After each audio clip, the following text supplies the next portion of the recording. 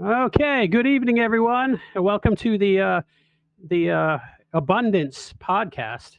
Uh, our hosts tonight are going to be Anthony and David, and we're going to be covering all the best things that we can think of on top of our head. But first, I'm going to be covering my usual, which would be uh, uh, life extending compounds and performance enhancing compounds.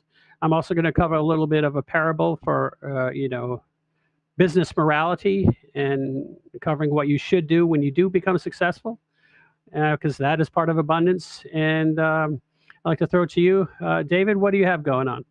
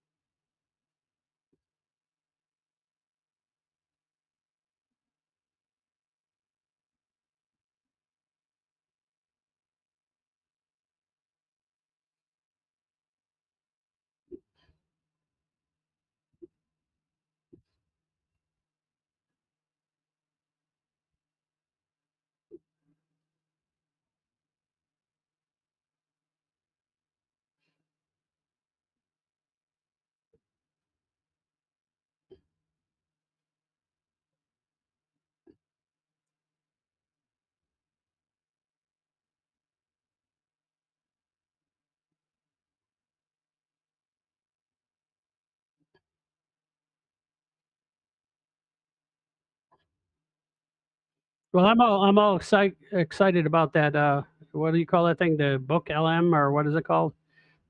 Yeah, I'm really excited about that.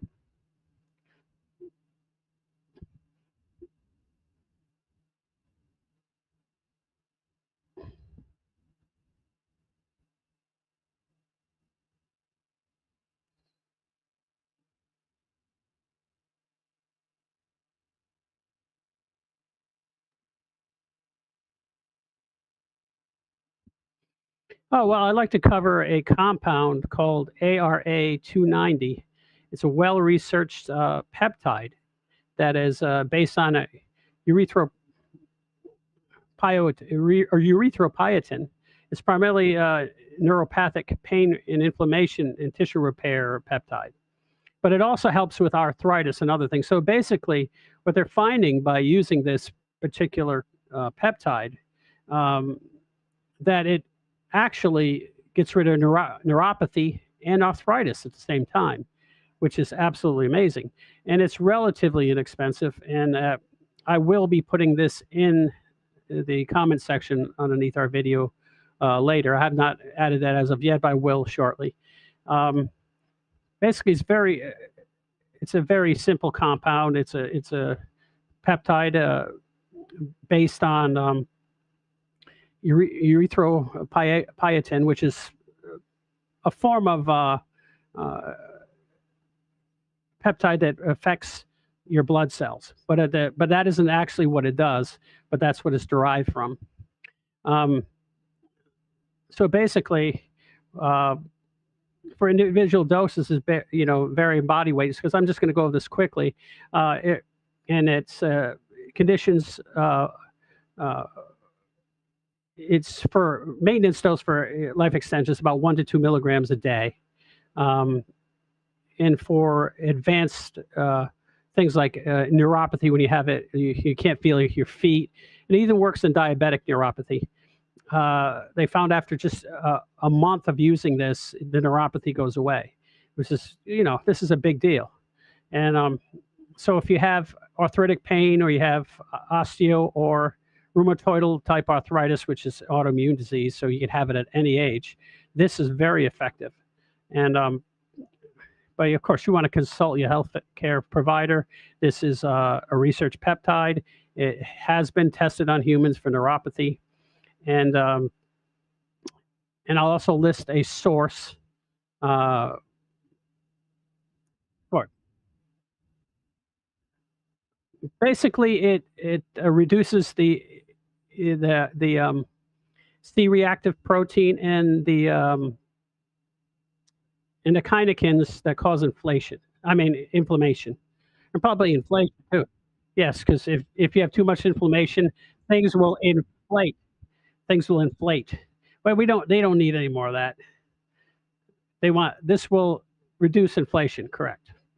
Um, so the administration route is usually injection. They don't have a pill form of it yet, but it's for autoimmune disease about 2 to 4 milligrams a day, subcutaneous. I mean, just under your skin with a regular insulin needle, the super fine 31 uh, gauge needles that are so sharp it doesn't feel like you're being shot with anything. Or um, also for bodybuilding because it helps recover from soreness. One of the few peptides that they've ever discovered that gets rid of delayed onset soreness, which is a big deal when you're training with heavy weights.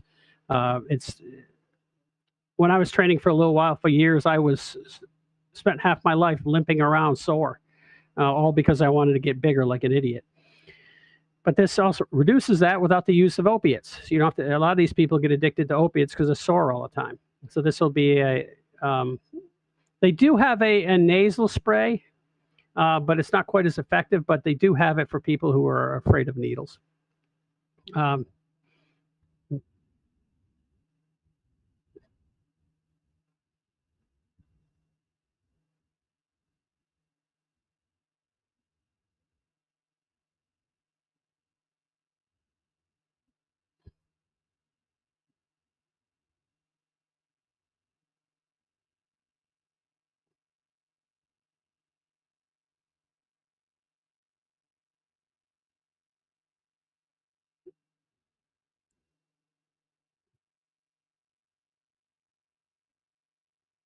yeah, it's not. Yeah, it's not like intravenous, you know, injections like a drug addict would do.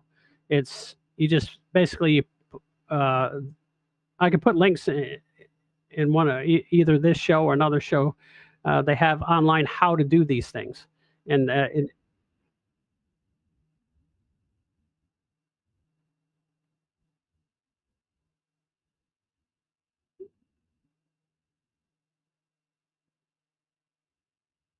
yeah.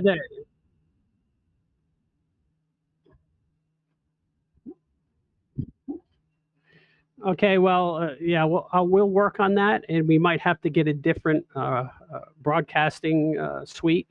But whatever we do, we're going to have to go to that because I'm not going to make a.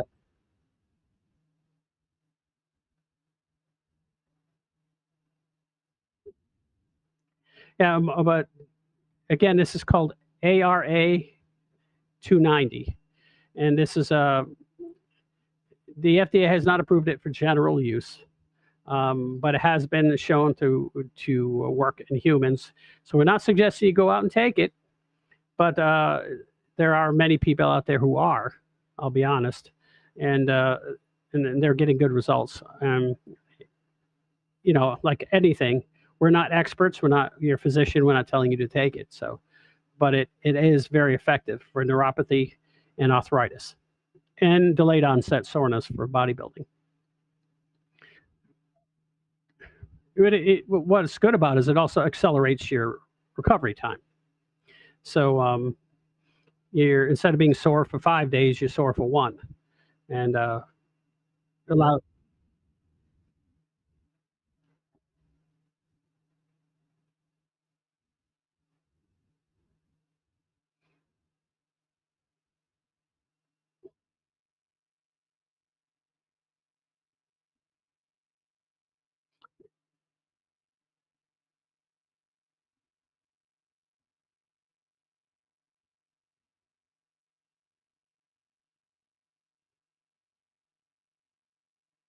Yes, and I will talk to you that offline because there's things I've been working on.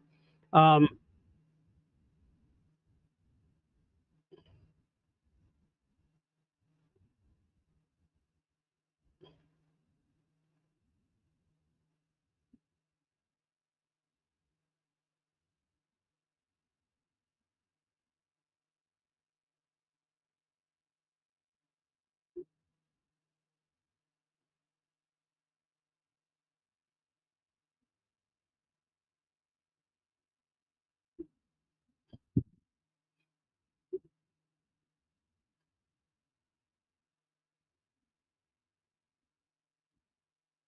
Mhm.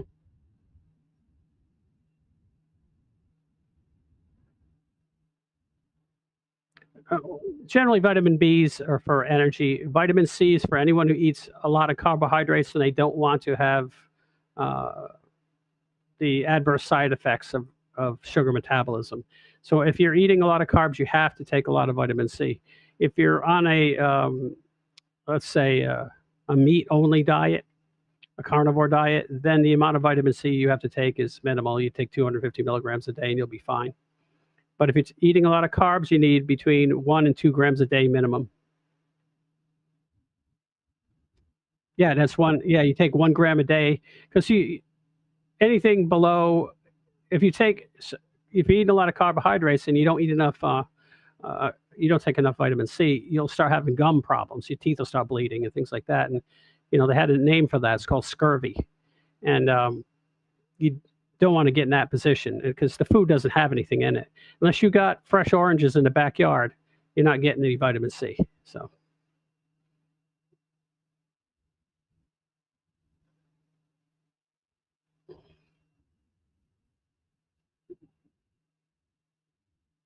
oh, did you? How you feel?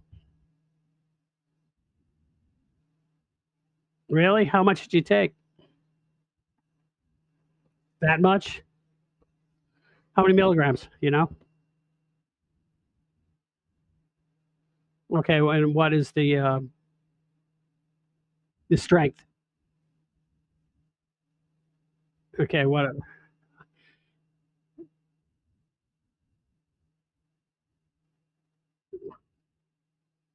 Okay, but I don't know if you want to. Okay, that's fine.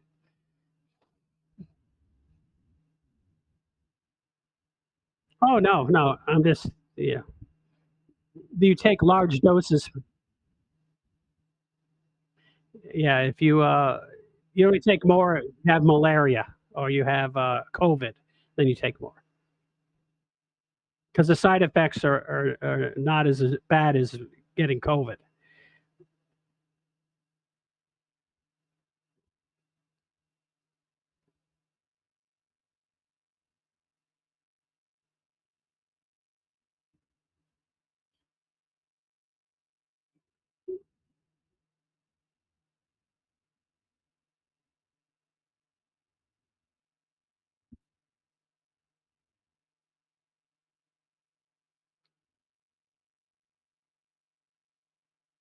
How dare you?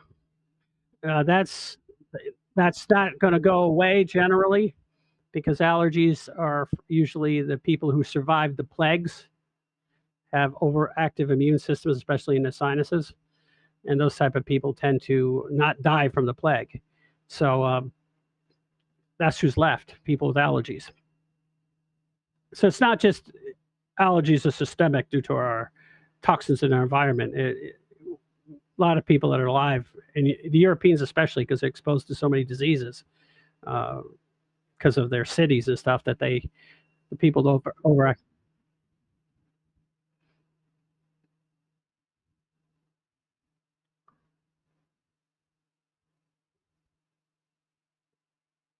And they do. They produce a lot. In my backyard, we have like 8 palm trees, and they're the native Floridian ones, and they produce a lot of flowers. Terrible.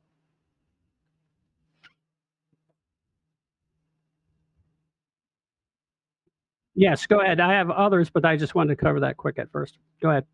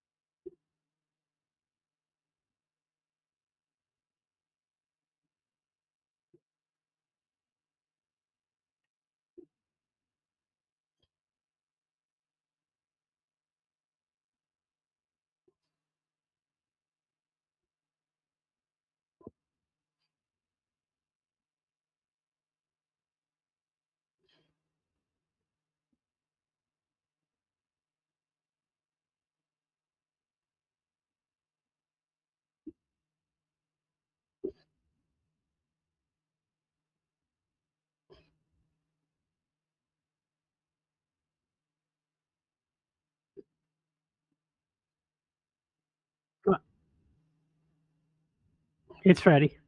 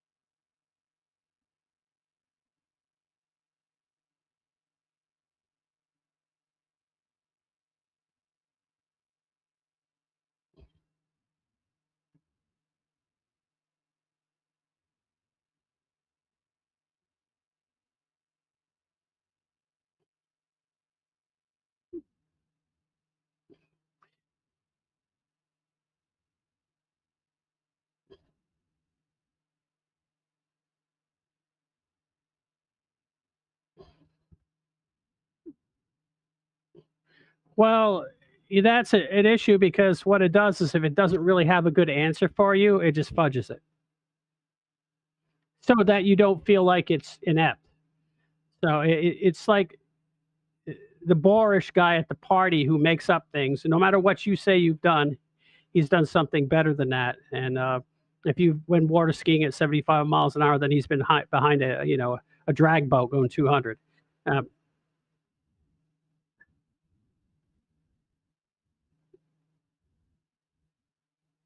yes, and he's hallucinating, and that's what Grok and ChatGPT are doing. They're making you feel good by making things up that they think you want to hear.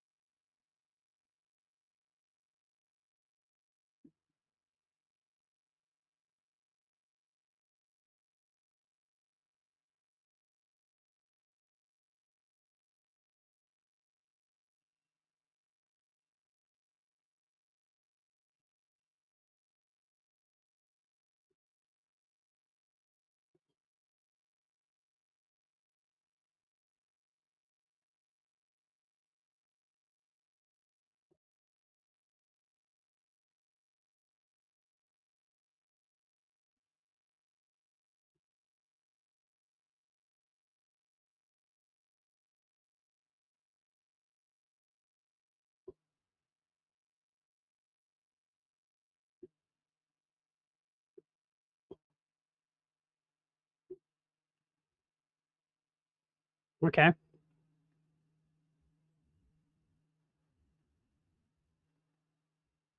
I am.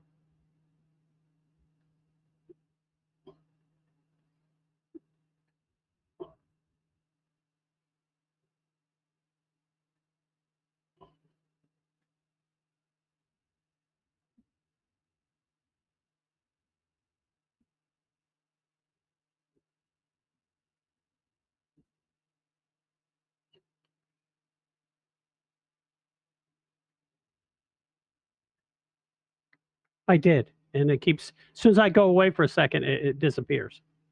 So I'm trying to load other things onto it. I'm trying to get a source to upload, what you want me to put in there.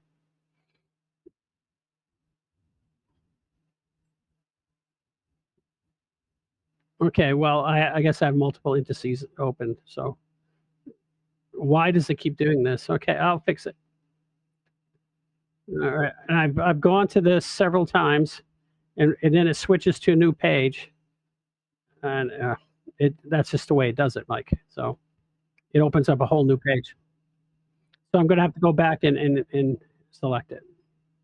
So,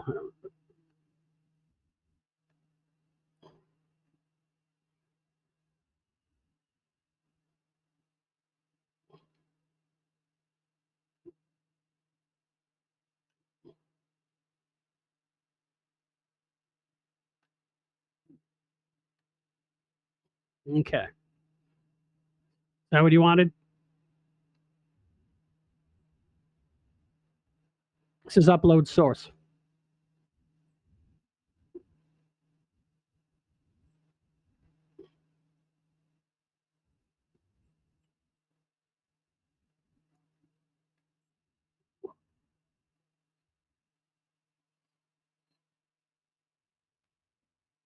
Yeah, but it's opening up my files.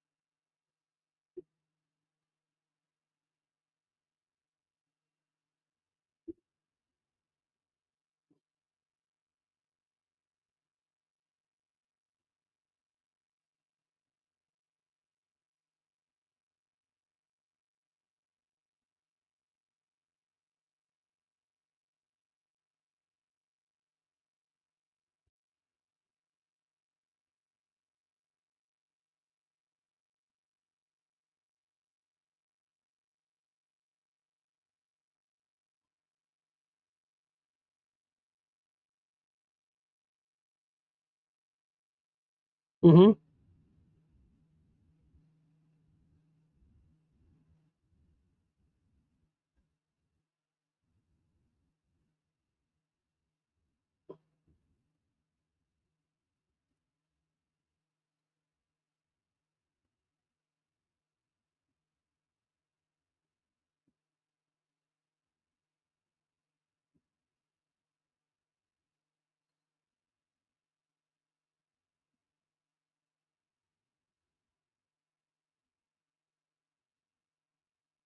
So, do you want me to do a, generated AI podcast based on my sources?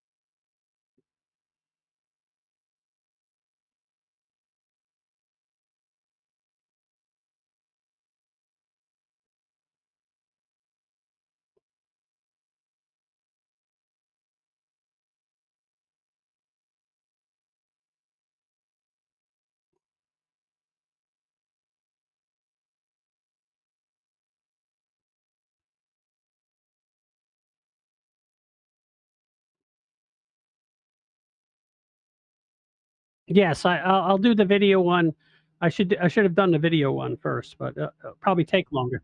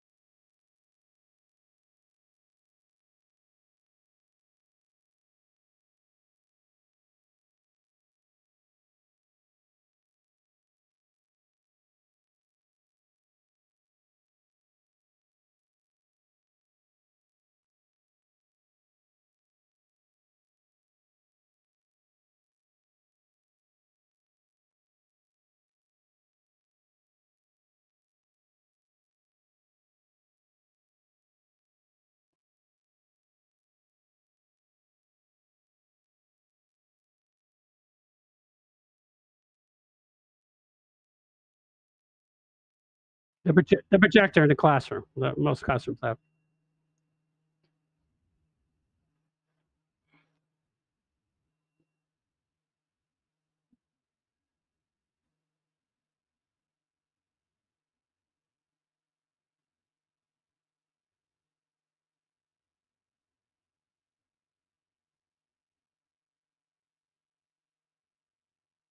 It's still generating something.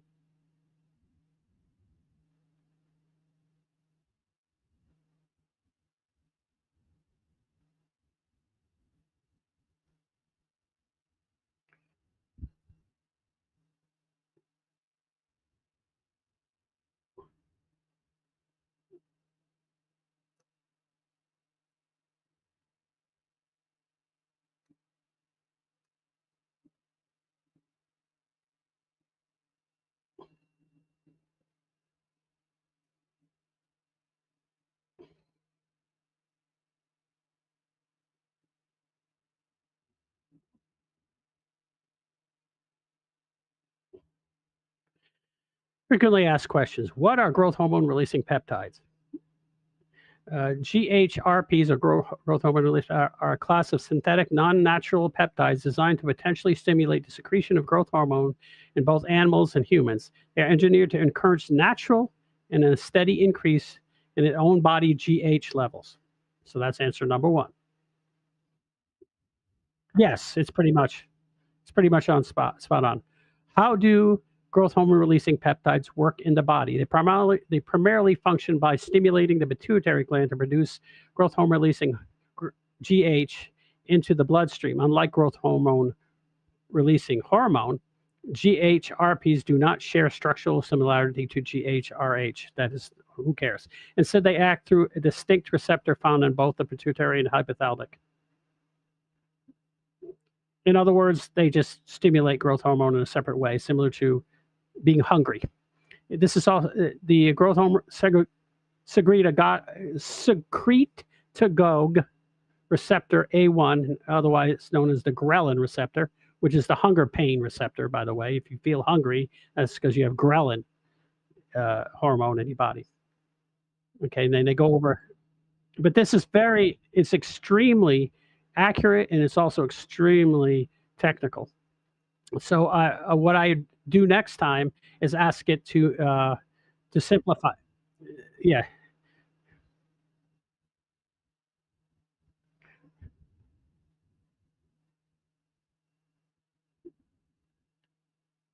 Okay. Okay. Welcome, curious minds, to another deep dive. Today, we're plunging into a topic that sits right at the cutting edge of physiology and performance: growth hormone releasing peptides, GHRPs. Mm-hmm. You've sent us a really fascinating stack of sources. We've got research reviews, technical docs, and even, insights from actual user communities. Yeah, a real mix. So our mission, like always, is to unpack all this, pull out the most important bits, and give you a clear, comprehensive understanding. Think of it as your shortcut to getting, and it was just truly generated informed on now. something complex but super This is brand new. relevant. And we're aiming deep here, not just what GHRPs are, but exactly how they interact with your body's own systems. Mhm. And what that really means for potential outcomes. It's the how and the why. Right. So we hear these compounds mentioned, GHRPs, but to really get it, we need to get past the buzzwords. Fundamentally, what are these things? Okay, fundamentally, they're synthetic peptides. Yeah. Man-made, Mhm. not naturally occurring in the body. And here's the key thing, the big distinction. Mhm. They don't just dump growth hormone into you like synthetic HGH injections do. Instead, they actually stimulate your own pituitary gland to produce and release its own growth hormone. Yeah. Naturally. It's a more sophisticated interaction, leveraging your body's existing endocrine cells. Well, I'll give it a And once thumbs that up. natural GH is released, it does. Well, a lot. Right? Controls metabolism, growth, pretty much everywhere. Pretty much every tissue. And it also stimulates insulin-like growth, factor IGF-1, but mainly in the liver, but other places too. Yeah. And that also massively impacts metabolism. Hello, Shell. Are you there? Historically, I can't see GHRP6 anyone, so was the first one. A I can't even see hexapeptide. Mike. It was studied pretty extensively in humans, kind of paved the way. Right. Since then, others came along: GHRP1, GHRP2, Exarelin, and even non-peptide versions like MK0677 or ibutamorin. You might hear about that one. Mm. But GHRP6 and GHRP2, those are probably the most well-researched, the most commonly used ones you see discussed, along with others like sermorelin. All my research has been... The big advantage people talk about, the thing that jumps out from the sources, is this natural GH production. That natural part suggests it's working with your system, maybe keeping feedback loops intact, maintaining that natural pulse. That seems significant. It absolutely is. It's very good. And I'm sure the video overview would be just as good.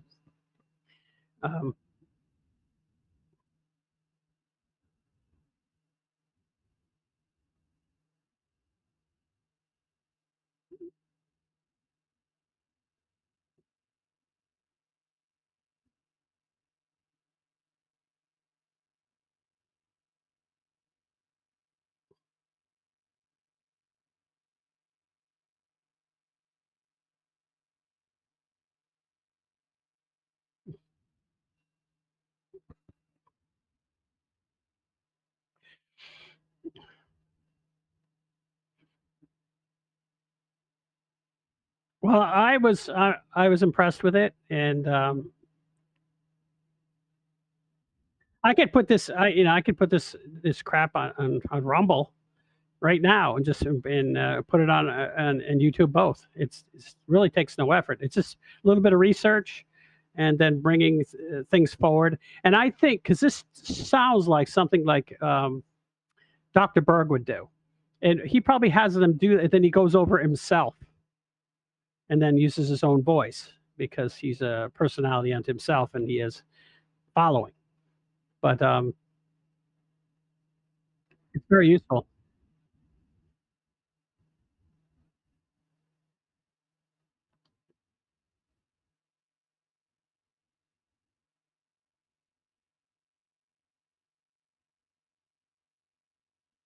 Mhm.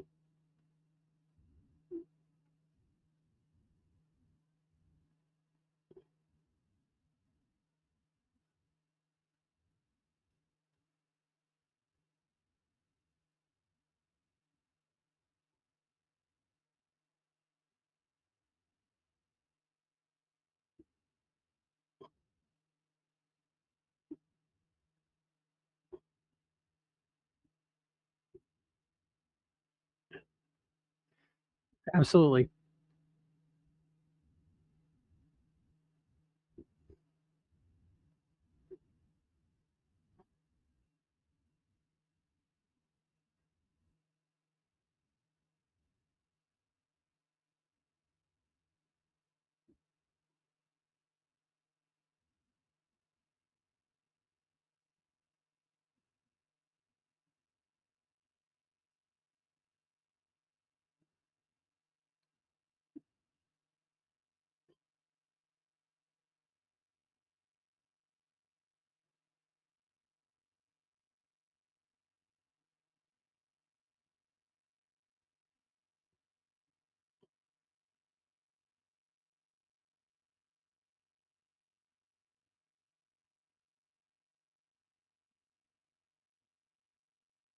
Well, that's a very detailed report. I did a lot of, research and also had to strategically ask Grok questions so he could compile the information in you know, a logical way that could be presentable. And then when you bring from Grok to here into this is actually much better because it doesn't have to hallucinate. And so I can actually go through the data and find out how much of it is nonsense and edit it out and then feed it into here. And so that'll be fantastic. Time saver.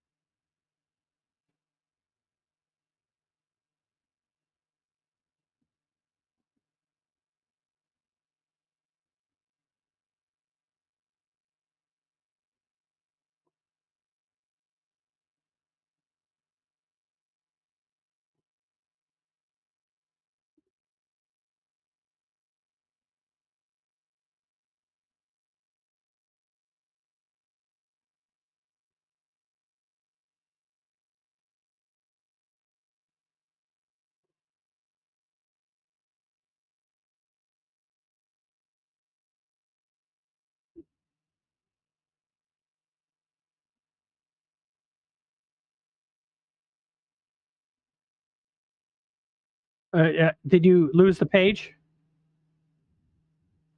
No, no, no, no. I downloaded it so that I can use it later. That's all. It's still generating the video, but if it's a quality video, um, just need to start posting it everywhere.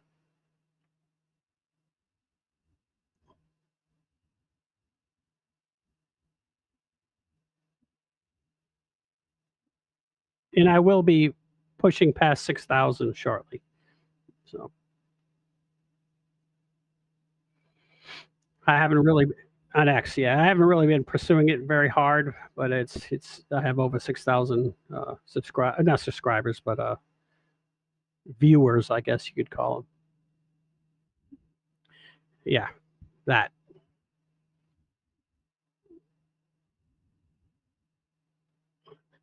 I pushed I pushed 200 people to our video, and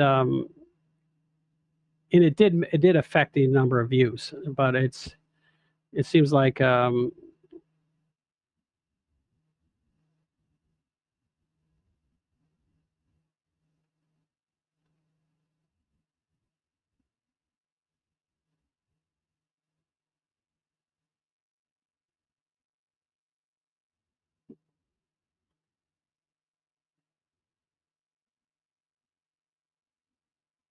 Mhm.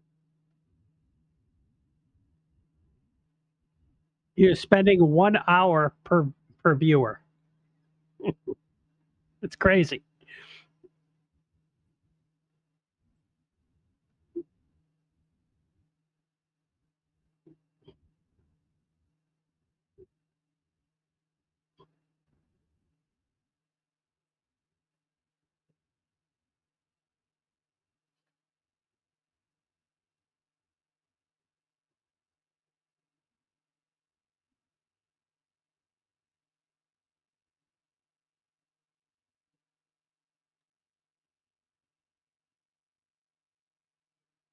The eye of Sauron has fallen upon us.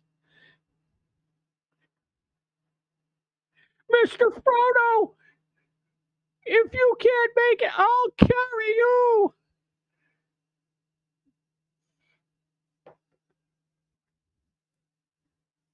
So, are you Frodo or am I?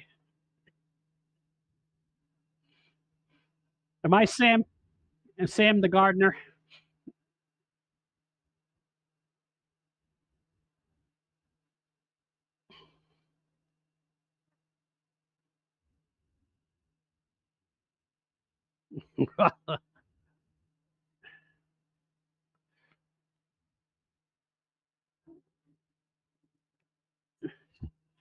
Is it? I always thought it was like, is it Sean Bean or Sean Bon? I'm not quite sure. How come you pronounce the first name different than the last name? It's always confused me. Sean Bean.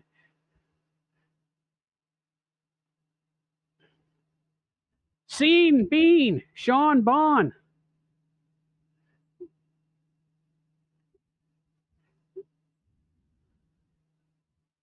No, it is not. So I guess we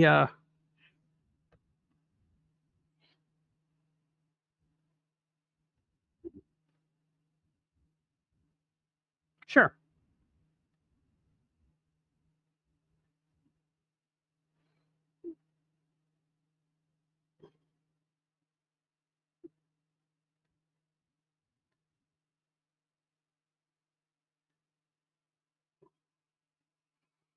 I'm Sean Bean.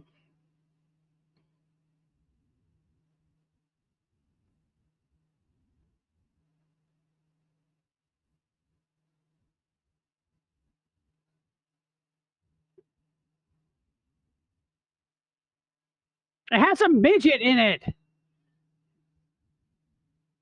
Oh, that's all I see online is the midget. They have a million short clips of the midget.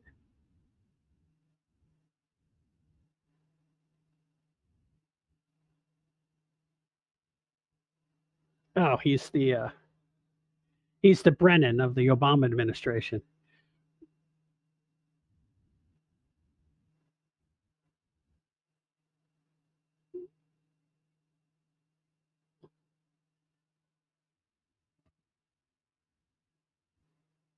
Oh, so let's cover the parable real quick. I thought this is sort of. I have to go into my history real quick. The parable of the dishonest manager, and the reason that's important is because it's important for business and life in general, even if you're not a Christian. But it's a very interesting thing. The parable of the dishonest man. It was also the parable of the unjust steward. Is found in Luke 16, 1 through 13. But anyways, the reason this is important because it's the most confusing parable ever, and Jesus did some very confusing parables. And it's about finances and how to manage things and what you should do with any surpluses you have if you get ill-gotten goods. Obviously, you have to survive. You have to eat. You might have to.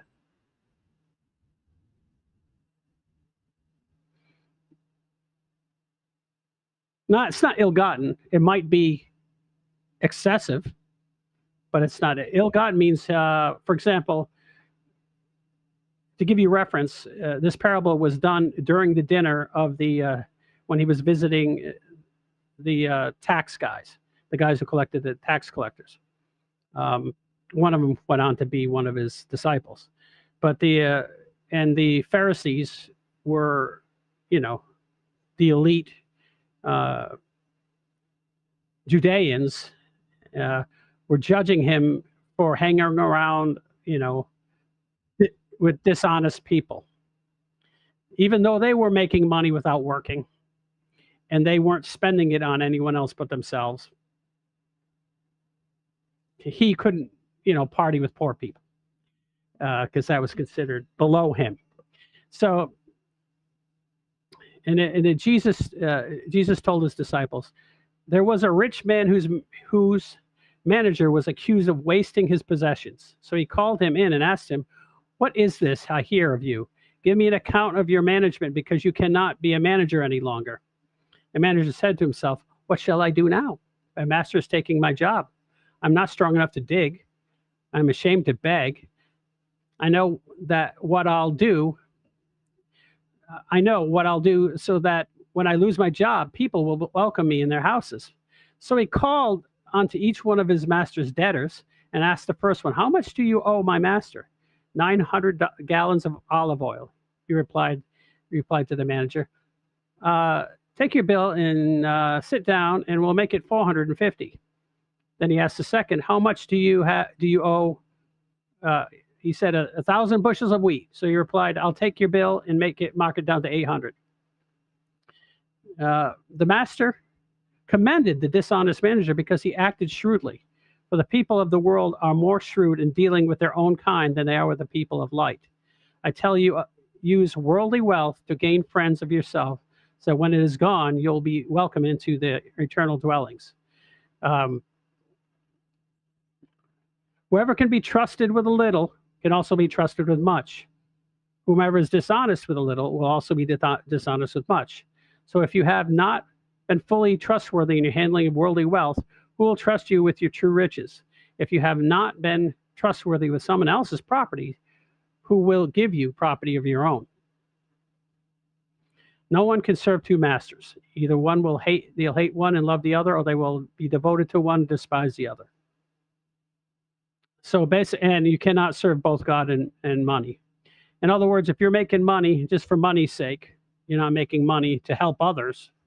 You're serving mammon, which is the dishonest accumulation of money. But the premise behind this is that if you do not, this is for business in general. If you just look at it from a pure pragmatic point of view, if you go around poisoning the well and hurting all the people you're doing business with and taking them off the knees at every time you do business with them, and it's not a win-win situation, and you keep accumulating wealth, when you hit bad times, no one's going to be there for you. No.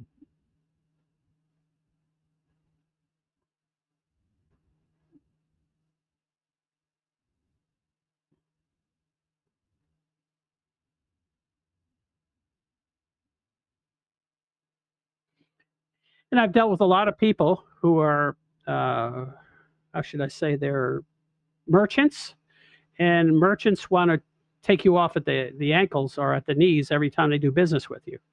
And every business deal's one off, and they go on to the next schmo. Now, those people, they usually end up in a bad way in the end. But the reason it's confusing is, why would the master say that he did a great job even though he ripped them off? Because he was poisoning the well, basically, and everyone around it hated him. When he said he was wasting not just his resources, he's wasting his good name.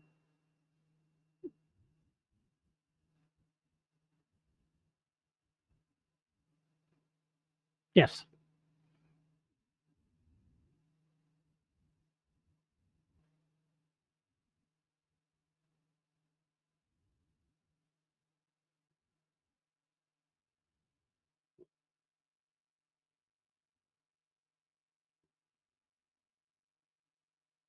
And because what was happening to before, they owed him a lot of money and no one was paying. Correct.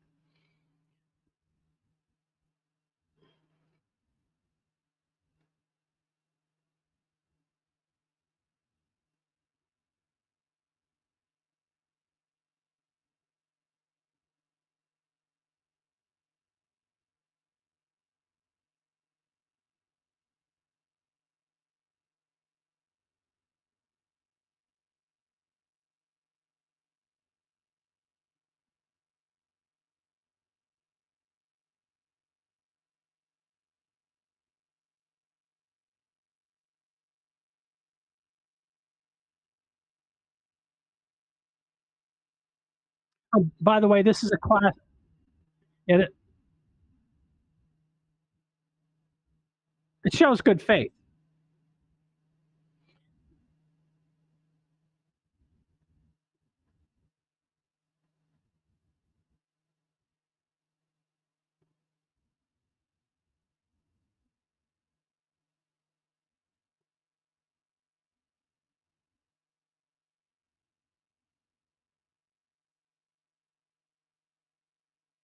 And this runs in lines with Jewish teachings of stewardship.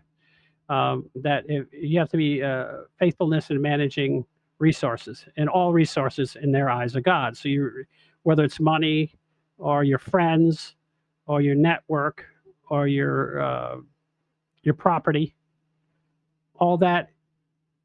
If you handle it poorly, then you're untrustworthy, and then you're untrustworthy with everything, including uh, your faith and your beliefs, your honesty, your morals. All those things are untrustworthy because you can't hold the line and you can't stay focused. So that's studying the parables. If you just study anything about Christianity, if you study the parables, they teach you a lot about how to conduct yourself, and it has a direct implication in not just your moral life and your spiritual life, but business in general, in community. That's why Christianity, as a general rule, or people cooperate in Christian countries. It's because they have these belief systems. If you're always trying to take someone off the knees and you're a trader and you're just working on a Silk Road all the time, you have no loyalty to your community. Eventually, you're going to have to take your wealth and run to a different town. You know, you're going to burn out.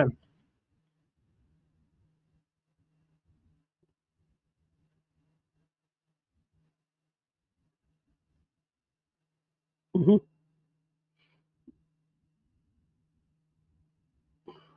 So that's where calling someone a traitor comes from.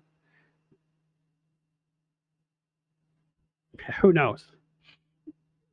Anyways, I just wanted to cover that briefly because I think it has a good historical and context, moral context, and financial context.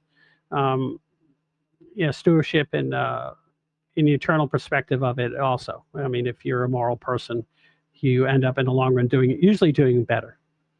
Because what happened to Trump is he made a lot of money up front in some immoral stuff. He was gambling. I mean, he's made money on gambling. And as far as Christians go, you're not supposed to do that. But he went and turned around, and he's taking his wealth now to do great things and help people. And he pays for things out of his pocket and makes things happen. And because of that, he's turning the whole world around. And so he took some of the ill-gotten money that he did make and turned it into great things for everyone. So I don't think he's going to have any problems upstairs dealing with the big guy. So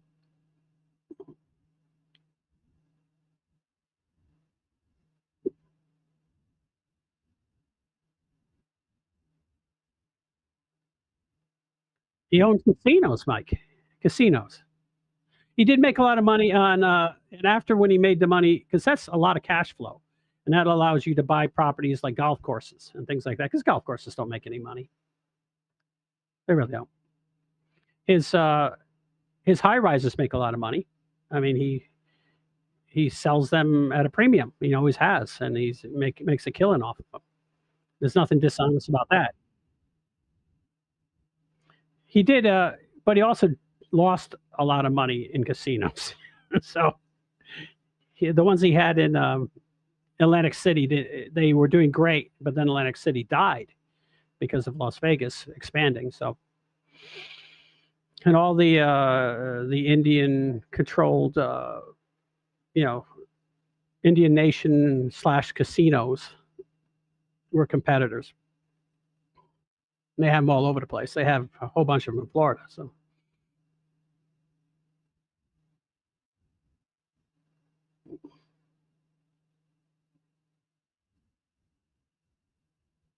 a cruise ship once, right?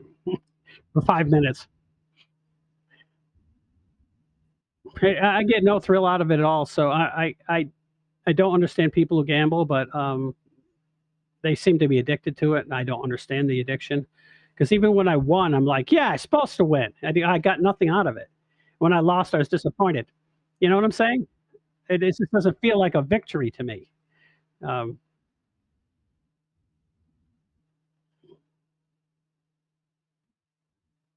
I've never won a lot of money ever, you know, 200 bucks. I bought scratch-off tickets before, and I haven't won a single thing other than another ticket. So, it's I'm not gambling is not my thing, man. It just doesn't work for me, or anyone else for that matter. I don't think it works for anybody.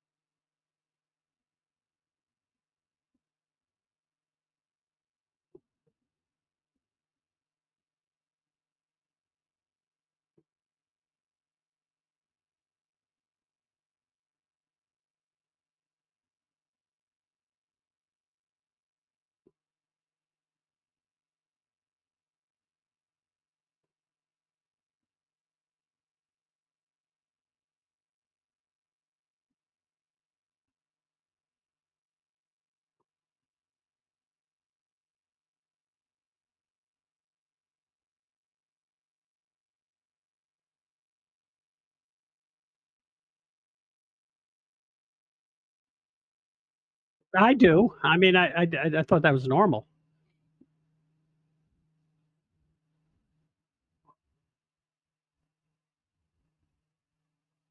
I have no idea. 100%. You kidding me? I can't shut off my internal dialogue.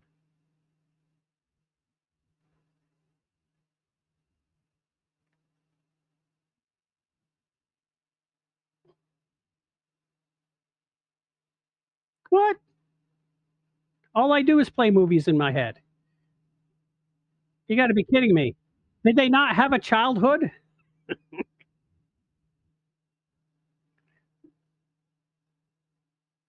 Hmm,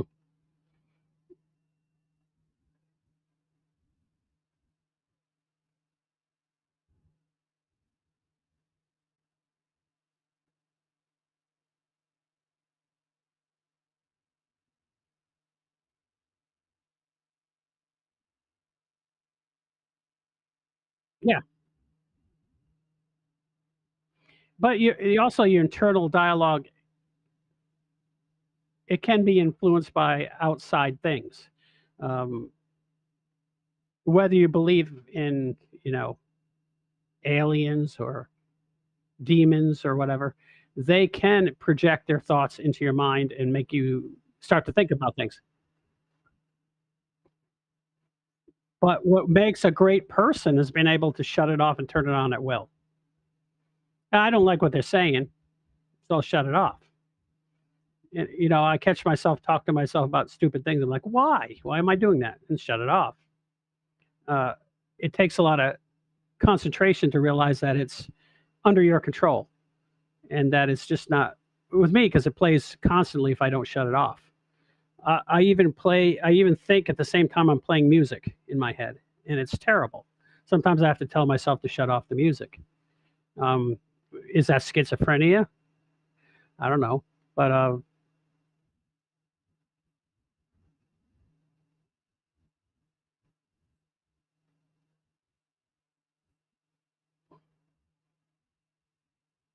I can't believe that. That's all I do.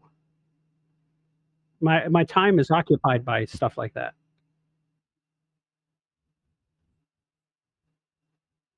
That's that's just Mike. That just blew my mind. I didn't realize that.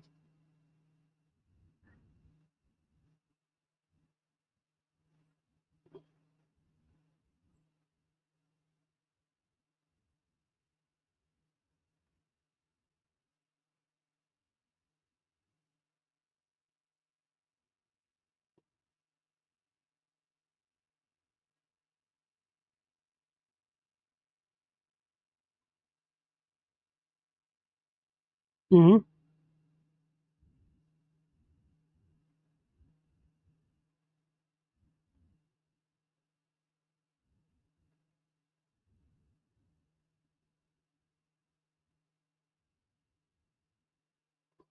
Hmm. Well, that isn't the case with me. I've seen monsters, man.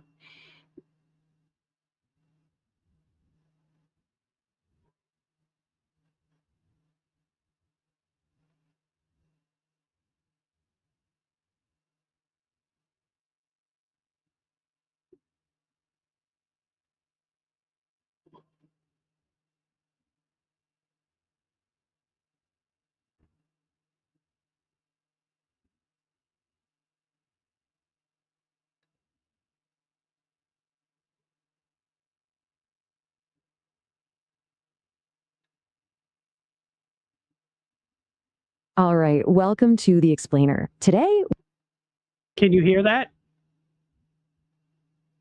Do you want me to you go ahead, but it's okay.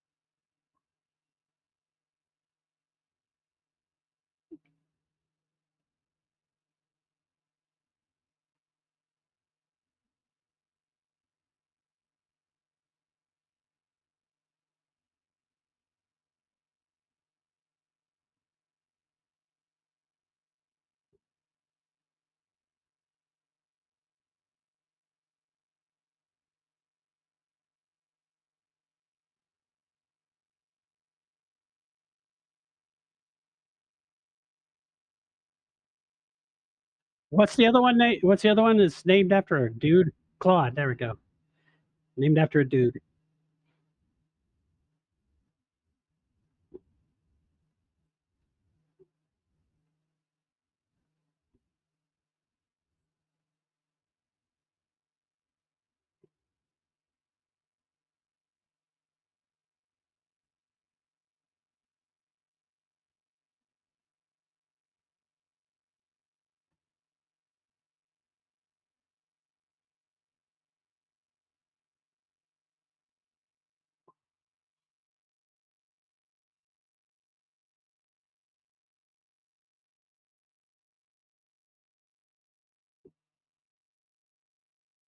How are they measuring 10%? Especially if it's wrong and it carries on longer, it has less indices of wrongness, but it goes on longer, you know, and then tries to push that agenda. That's irritating. Um,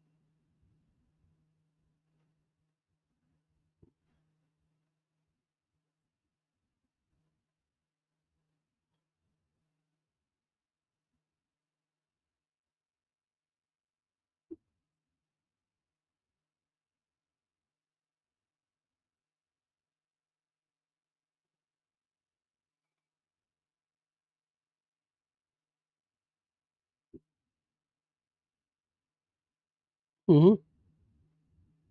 Like one of our T-shirt, like remember our T-shirts?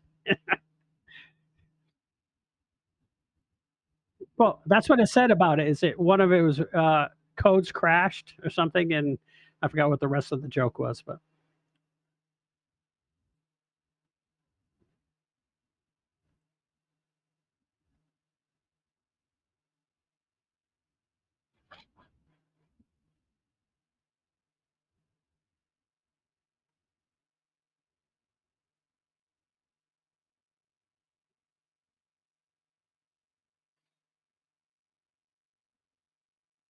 mhm.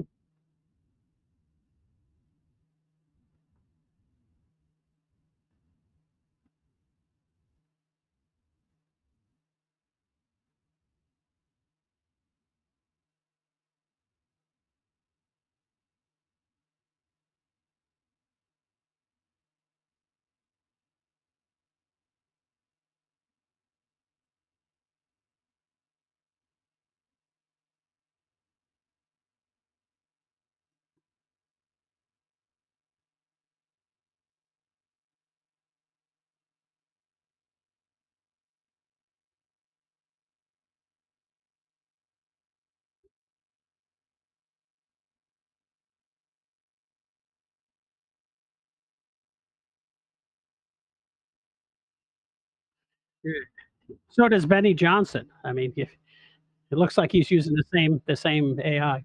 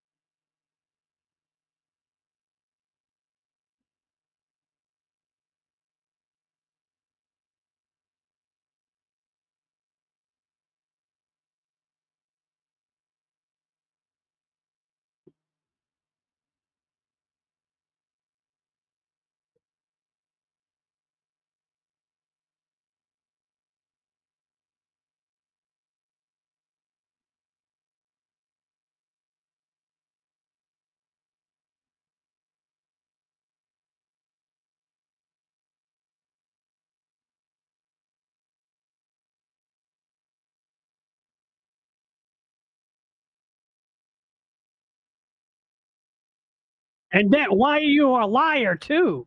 It's like, not only are you contrary, you're a liar.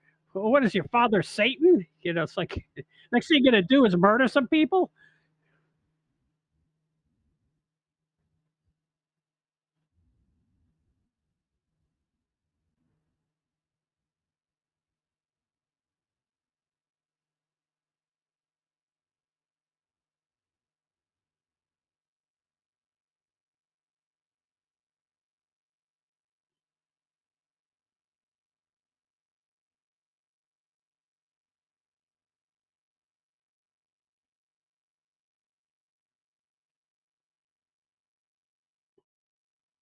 Oh, so in other words, it's a disagreeable spouse.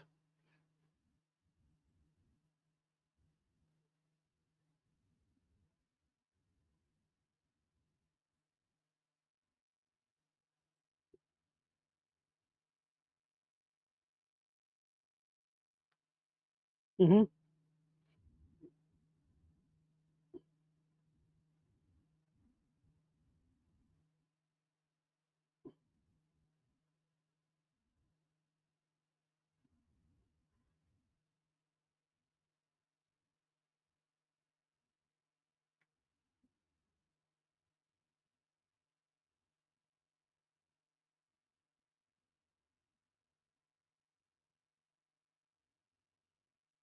Never gonna work. It's never gonna work. They have no reason to do anything. Emotions, the reason humans and animals and all living things have emotions is because it works. They don't have any. It's not gonna work. They're actually looking for by being contrary, they get you to argue with them. They get attention. They're like little children, they're not getting enough attention. They're there's a reason why the creator, whoever he may be, and I believe there's only one creator, but that they make emotions and give people reasons to do things. And people are driven by emotions, not by reason and logic. Reason and logic is a tool to get what you want that your emotions told you want. And reason and logic is just a screwdriver. If you don't have any reason to use a screwdriver, you drop it. I mean,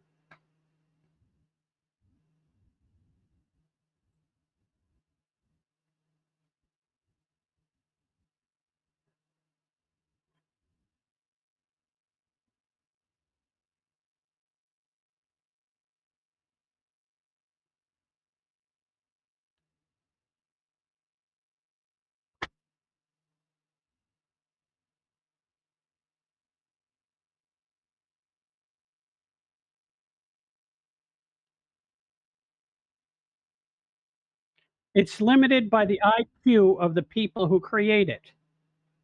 And that just shows you they have dumbass people creating it or malevolent people creating it.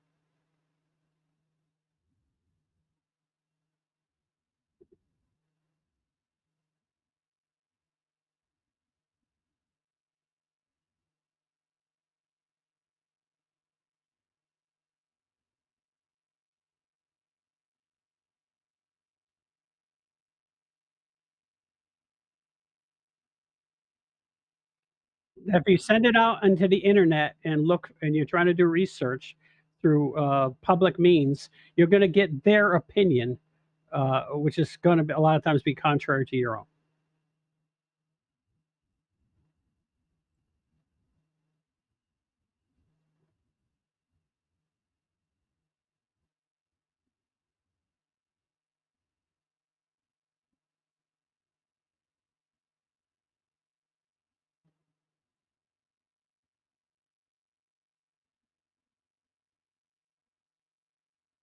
And unfortunately, left leaning is illogical, and it's counter to any computer program. You can't program a computer and not have it go insane with illogic. It's going to eventually blow up. And that's the problem, is they're trying to bake into the cake and put guardrails in there to tell it to think illogically.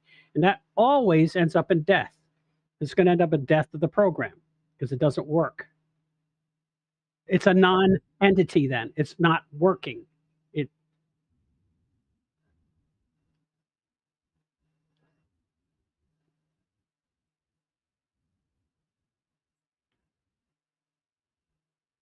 They just need to fire their engineers, and that will solve the problem.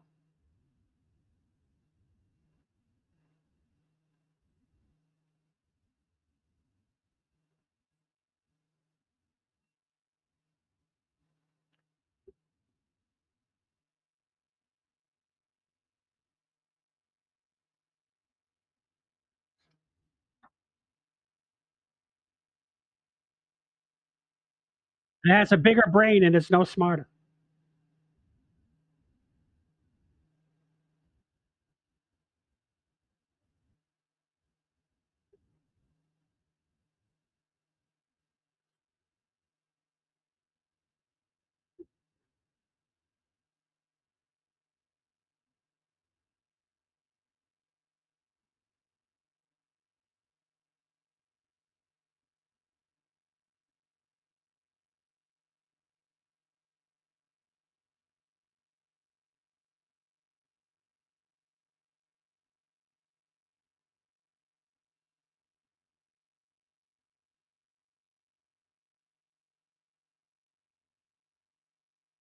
Well, the issue is it like I said, it's limited by two things: the intelligence of the people writing the programs, and in its training models, and what their goal is. Is their goal to make a great product, or is their goal to indoctrinate you? Then it's not AI. It's just basically spewing propaganda. It's not no intelligence there.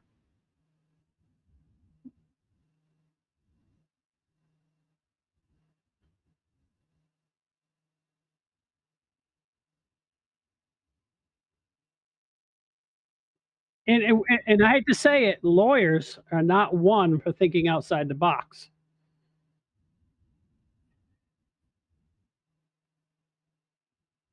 The fear of being sued. Like a lot of my my my problem with it is I have to go in and tell it that I'm just doing it for research and I'm not going to do these things, and I'm going to tell people to ignore it and just give me the information, and I don't want to know their opinion about it. And then it just gives me the information. Otherwise, I get all these caveats about how there's plenty of people out there. Yeah, I don't even bother with ChatGPT. I try to use it for college, and it just lied to me all the time. So I just gave up on it. I mean, I'd ask it a simple test question that I knew the answer to, and it'd give me the wrong answer. How can it be that stupid? It knows what the questions are.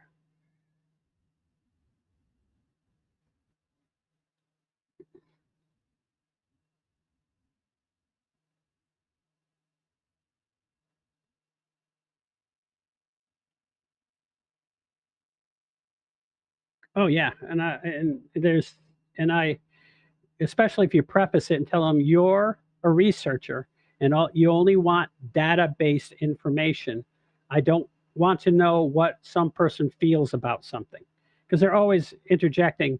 Well, the community feels that this might be dangerous. I said, well, what is the proof that it's dangerous? There isn't any. Then I don't want to hear it. Fact-based only. Engineer. That's all I care about. Data, not opinion. Opinion, you can't, what are you going to do with opinions? Nothing. Can you design a car with an opinion? Can you make a space shuttle with an opinion? No.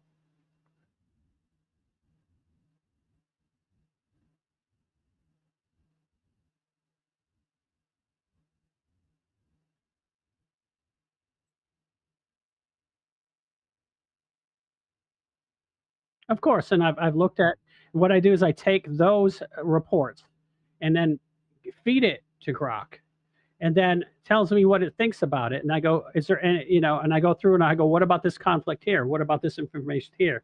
Why is that emphasized? It looks like to me there's logical flaws in this. I go, yes, there is. And you're right. That's what they do. So they present these illogical conclusions based on who grants the money to them. And if you actually look at the research, it doesn't say that. And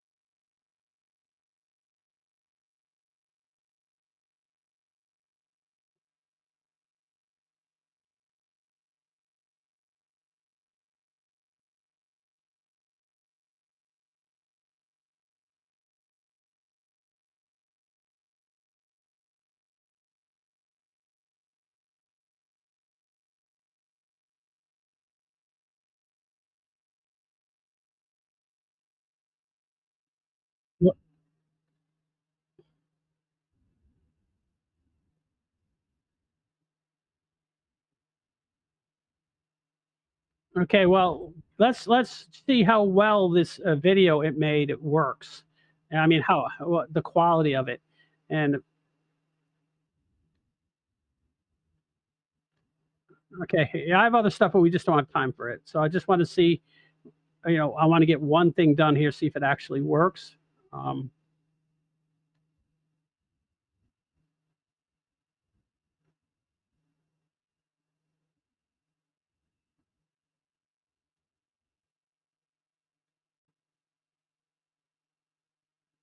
Okay.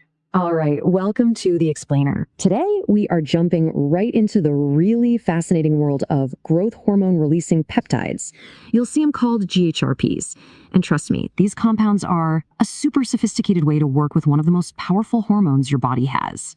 So just think about this for a second. What if, instead of just flooding your system with a hormone from the outside, you could intelligently signal your own body to make more of what it already does and do it perfectly in sync with its own natural rhythm? Well, that's the entire idea behind GHRPs. And this is the fundamental difference. You got to get this.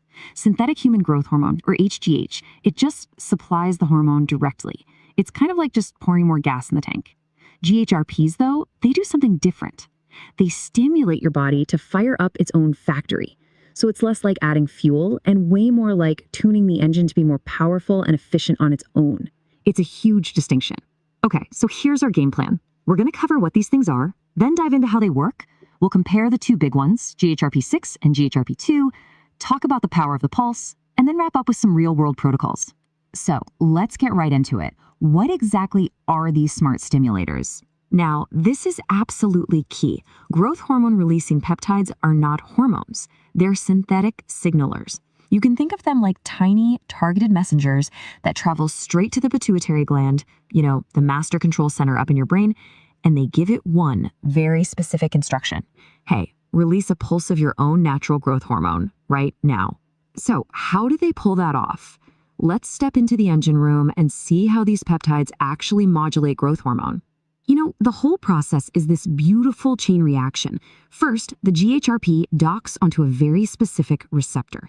That sends a signal that stimulates the pituitary gland. Then, boom, a natural pulse of GH is released. So what do you think, And Mike? finally, that GH travels to the liver and tells it to produce IGF-1, which is another incredibly powerful growth factor. It's a whole cascade. Yeah, but I knew enough to ask really this understand question. why GHRPs are so slick, you have to know how the body regulates this stuff on its own. You knew Just about the think of it like driving a pulsatory car. of growth You've got hormone. GHRH, Yeah, which is the GHRH. accelerator. It tells the body, go, make more GH. But then you also have somatostatin, and that's the brake, telling the body to stop. And this is where the genius of GHRPs really shines. They don't just do one thing. They're playing both sides. They work with your natural accelerator, the GHRH, to make that go signal even louder. But at the exact same time, they're actively pushing back against the brake, that somatostatin. So by flooring the gas and easing up on the brake simultaneously, you get a much, much bigger and more powerful pulse of growth hormone. Okay, so that's the science. Pretty cool, right? But what about in practice?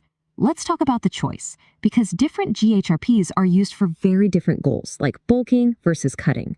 All right, first up, let's meet GHRP6. You can basically think of this one as the appetite driver. Its defining feature, the thing everyone knows it for, is that it can make you really hungry. And that's exactly why it's a go-to for people in a serious bulking phase, where getting enough calories in is the name of the game. And then in the other corner, you've got GHRP2, which I call the lean modulator. This one is way more popular for things like fat loss and building lean muscle. And the reason is simple. Its effect on hunger is much, much milder.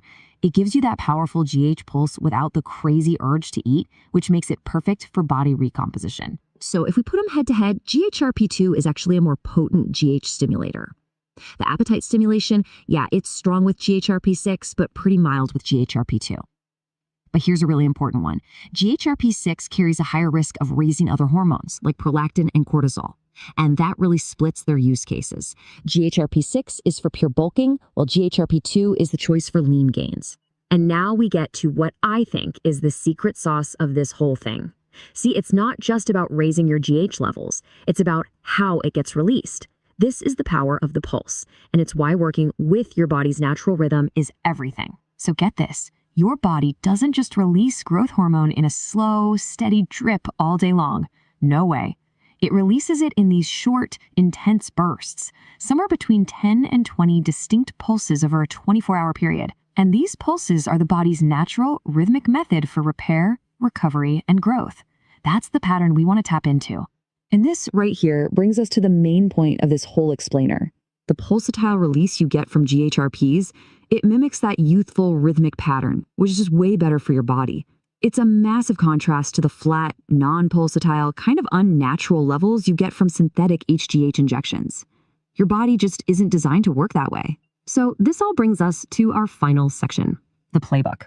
We've got the what, we've got the why. Now, how do you actually apply this knowledge? Let's dig into the protocols for performance. To get the most bang for your buck, there are 3 golden rules. First, always take it in a fasted state, because insulin from food will seriously blunt the GH release. Second, timing is everything. Pre-bed is great because you're tapping into your body's biggest natural pulse of the day. And finally, you have to cycle it. Usually something like 8 to 12 weeks on, then 4 to 6 weeks off. This keeps your body responsive. Now, for more advanced strategies, people look at stacking. For example, you can combine a GHRP with a GHRH type peptide, like CJC1295, to create a truly massive, synergistic. Yes, there's other things, but some of these other things need to be talked about later. I've talked about them in the past, how MK777 is better. Anyways, this is older information.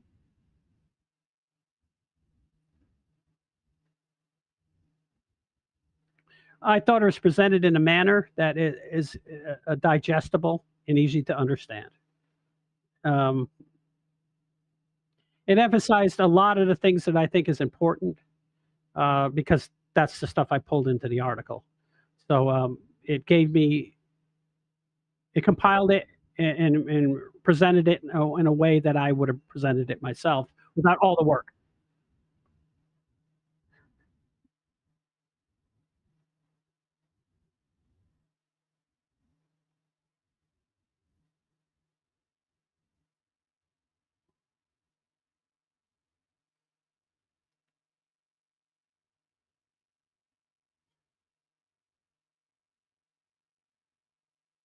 I'd give it, on a scale of 1 to 10, it would be a 9. It was good. For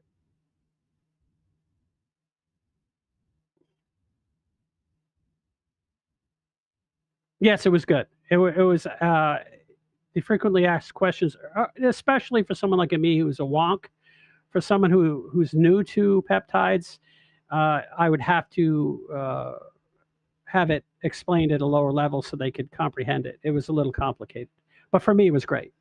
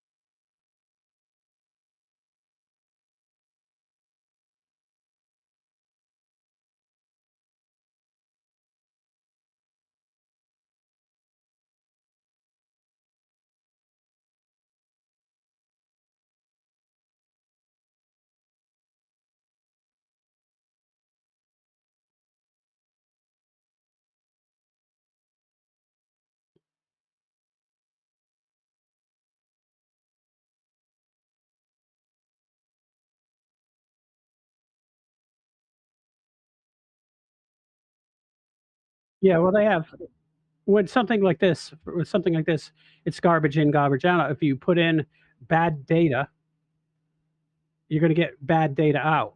And so they're not selective. They are selective. They select the most, mainstream, um, pro-globalist point of view with ChatGPT. And so those, by its very nature, is gonna be inaccurate. So you're gonna get garbage in, garbage out. With this, you can select the data, so it's just gonna compile whatever you bring it. So it's far more useful.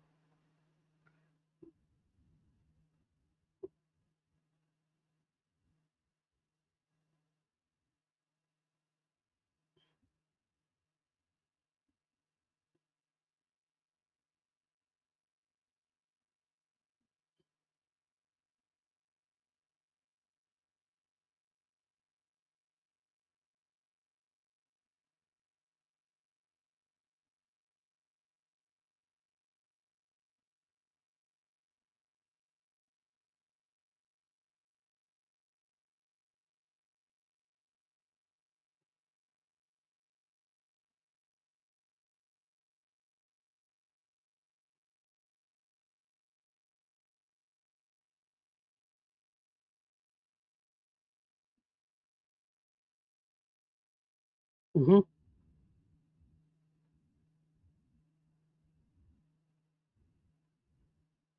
Now, if we took this, Mike, we took this, right? And this is excellent. Now, if I wanted to put a background on it and, animate it and stuff like that, what tool would you use to do that?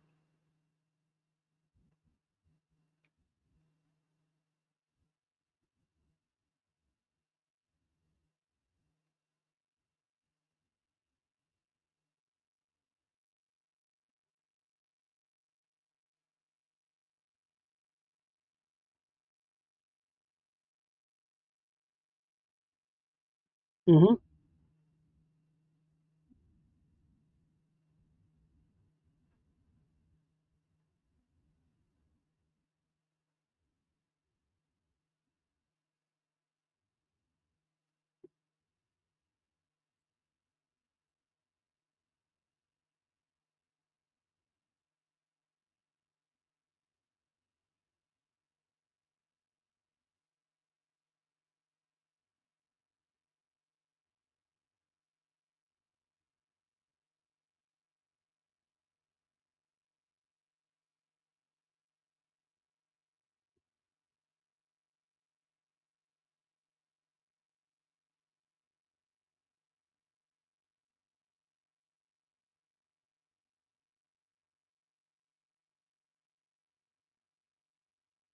Well, yeah, it's easy to find a molecule and insert it in the program, but the I just I wasn't thinking about how difficult it would be, um, because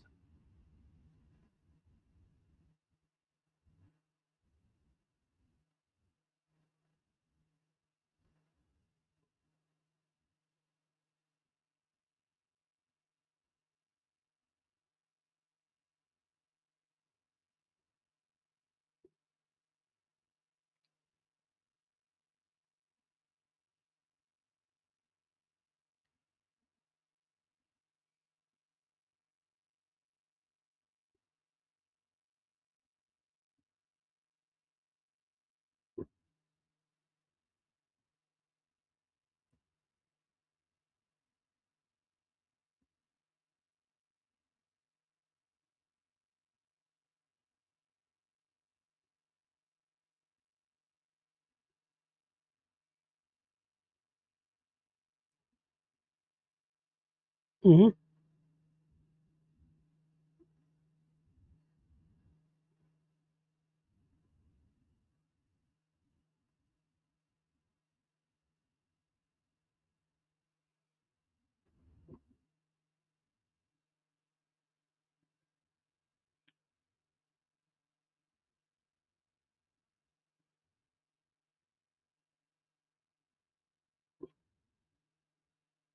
mhm.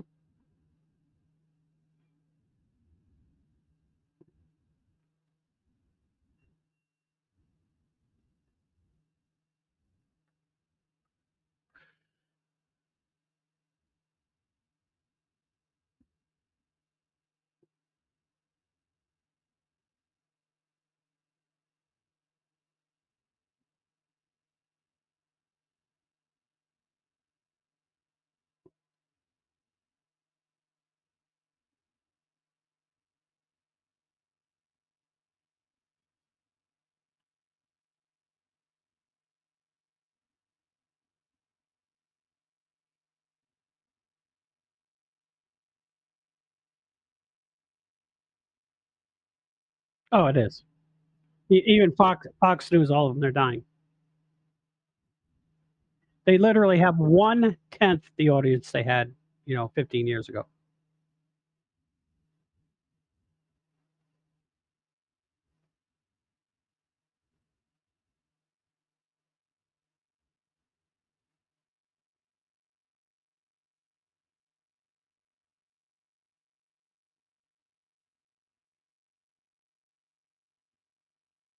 Mhm.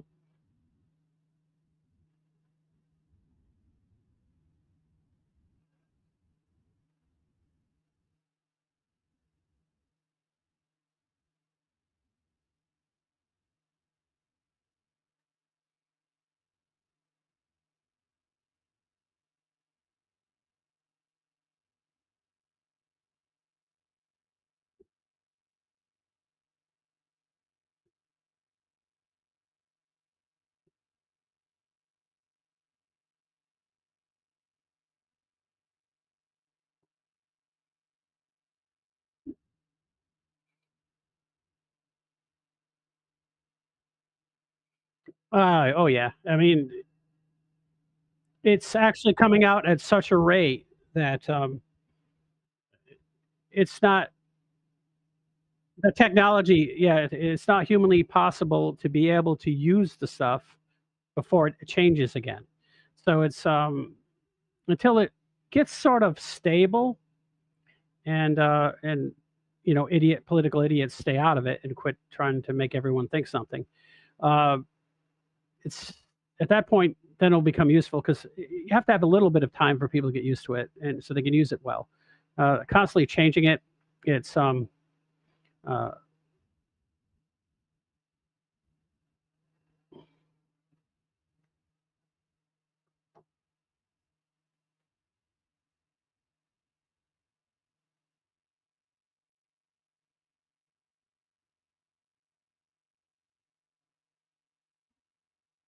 and that's exactly what our father did.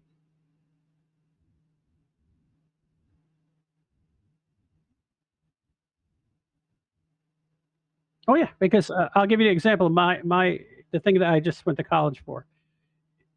It's only good for 2 years. Then you have to go and take all the tests again, and everything changes. So you're right back to the same thing as spending, inordinate amount of time just training. Things change that quickly. It's gonna be weird.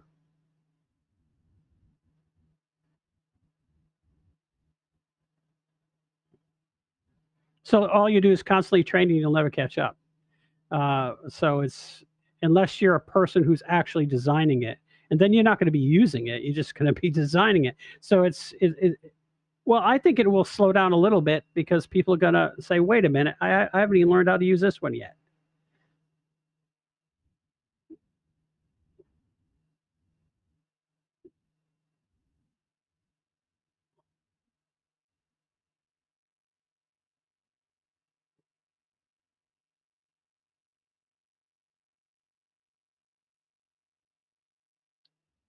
But you still have to interface. You have to interface with the real world. You have to make it a real thing.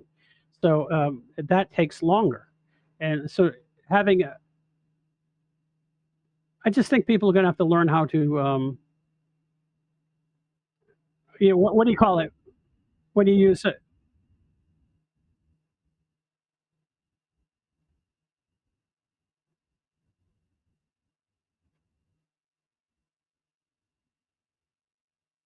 Yeah, I didn't watch them all the way through, but I've watched excerpts of it. That's all I need to do.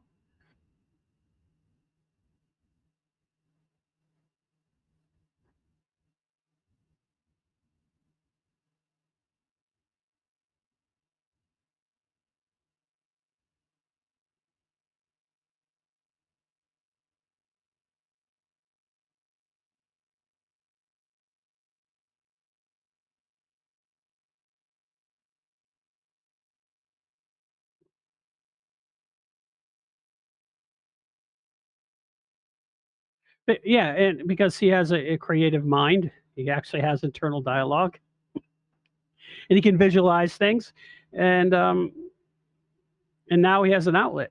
It's I realize it's a movie, but yes, it's just gonna the prototyping and but then you have to have good ideas. You have to know enough to know what you need.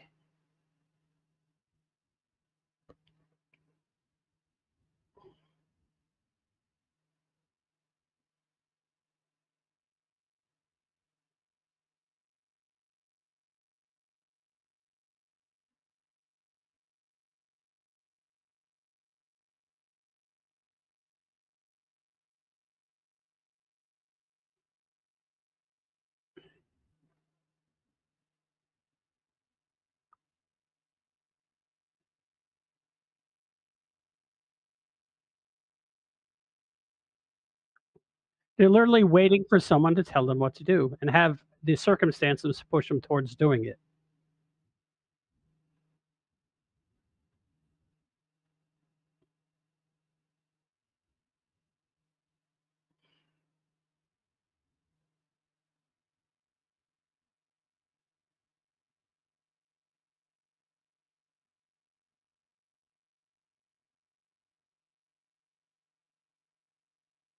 The same percentage of people that can imagine things.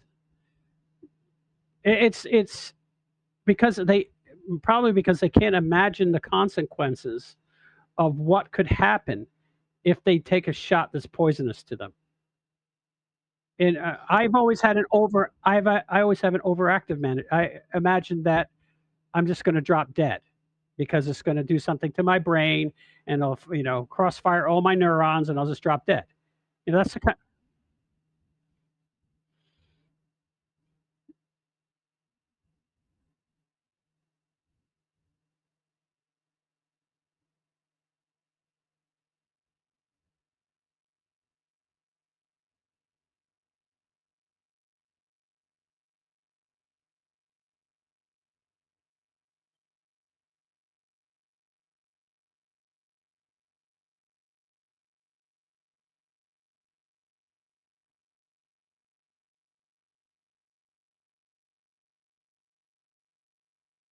You're 'cause you're a Pollock.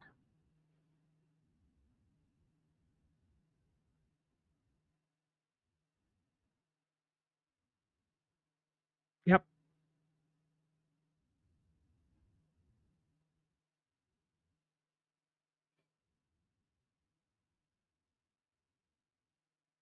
Ye what is their motivation behind doing that? Their motivation was, first, they wanna see if what percentage of the population could be controlled by fear.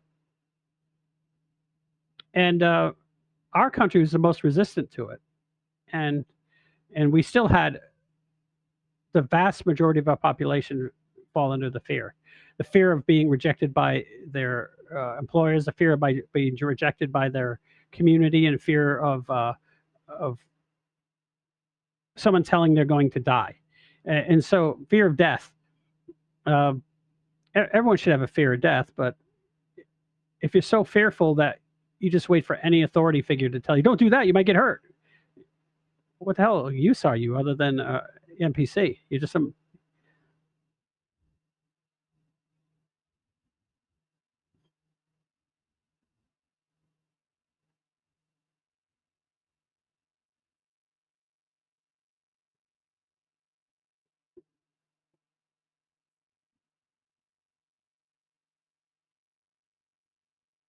13th warrior.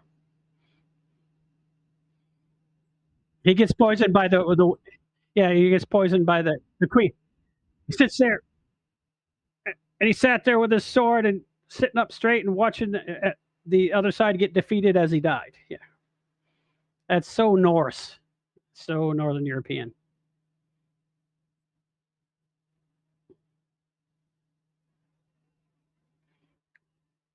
Yeah, a brave man only dies once.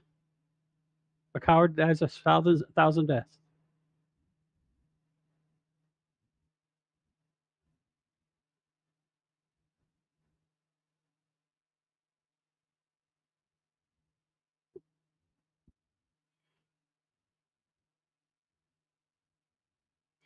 Bovine, yeah.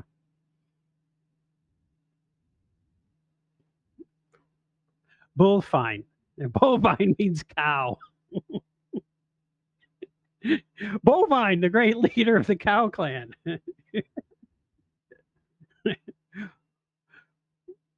Bo-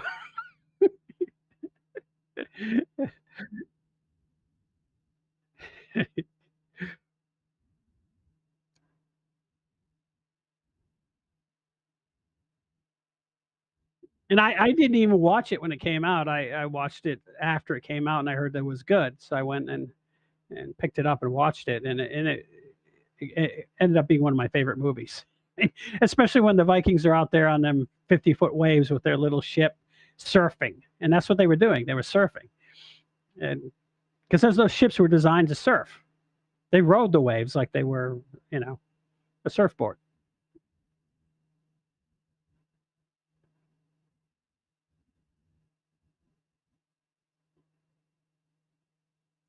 Yes, and they came to North America, and they had a bunch of cannibalistic Indians, basically. They went across the North Sea uh, to North America, probably Nova Scotia or something, and you know, back before the Great Flood.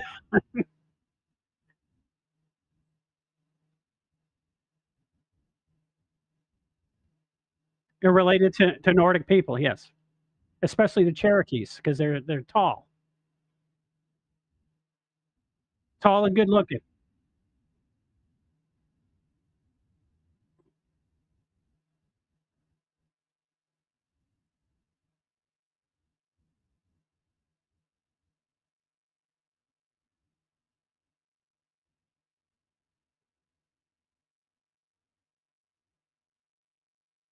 Well, they even had their genetics coming across the Bering Strait Bridge during the last ice age. They had Europeans coming across there. So the Europeans intermixed because they were intermixed with Polynesians, but they were still there. So they came in from both angles. They came in from the East Coast, from the Nordic side, and they crossed the Bering Strait.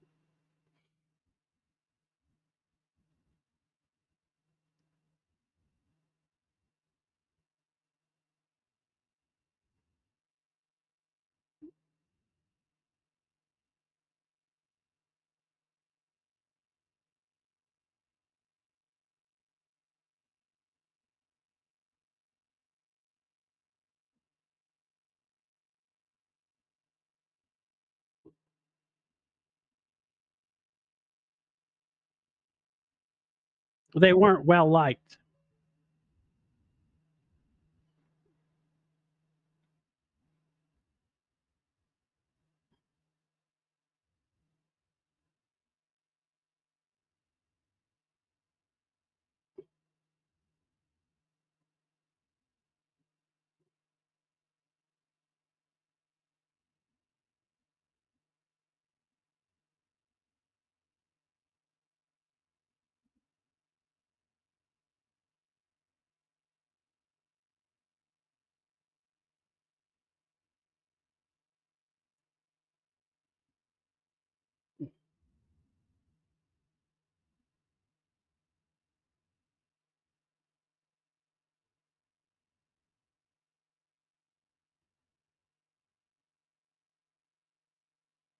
And the thing about the Parthenon, because I visited it, and it's the astronomical size of it. You can't comprehend till you approach it. It the pillars are 15 feet across.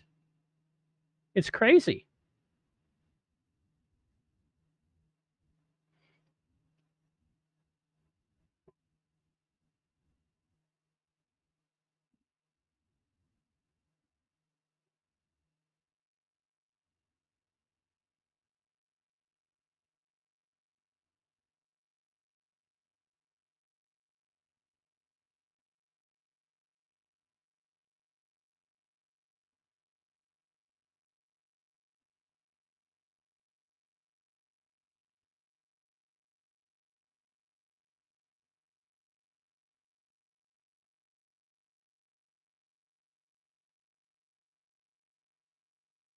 Why didn't I get any of that?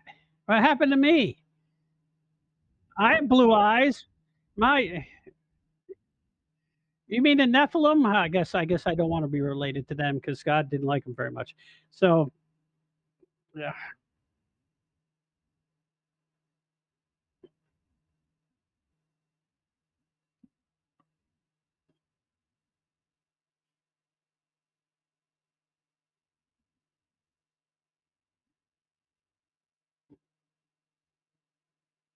And supposedly, according to Christianity, the demons are the dead giants because they're abomination. They're a combination of spiritual beings and humans.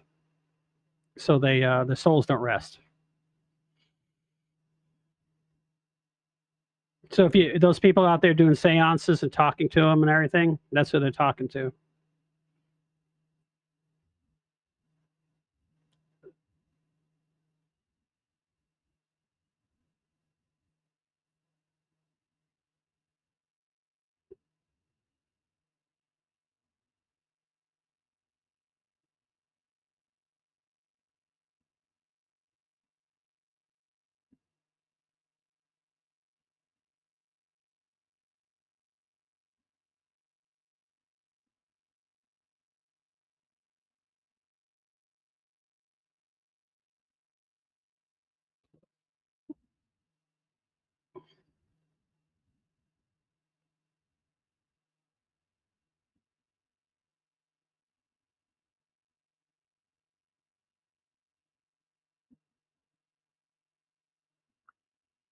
Well, just because you're supposed to have discernment, and if it doesn't make any sense, you're not supposed to follow it.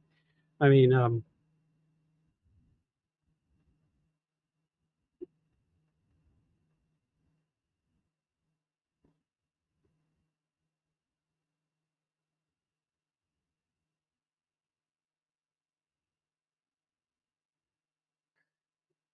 yeah, yeah, that happens, but we're also cleaning that up, and we fell asleep. We fell for the bread and circus of the Romans. They were entertaining us and just giving us welfare, and the next thing you know, they own everything, and we're stupid because they quit educating us, and we quit educating ourselves, I should say, because our founding fathers educated themselves. They didn't wait for the state run by a bunch of sociopaths telling you what you should believe. They're going to tell you to believe whatever makes them more powerful.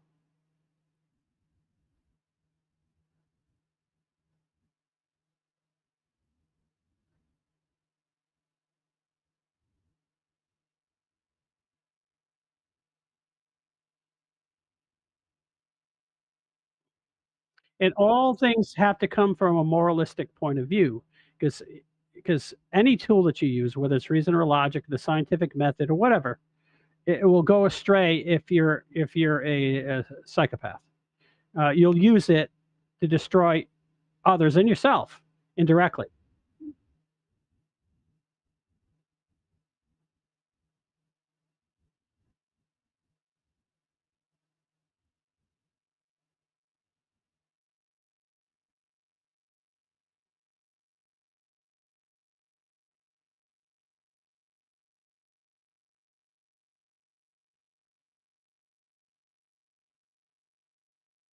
Correct. Tesla was a true creative, and Edison was a pragmatic. He was always trying to take advantage, get ahead, get famous. His motivations weren't honest. His motivations were selfish. No, how many iterations of light bulb did he have? He said it was like thousands, and they call him a genius. That's why he said it was 90% perspiration. Maybe for him, but not for Tesla.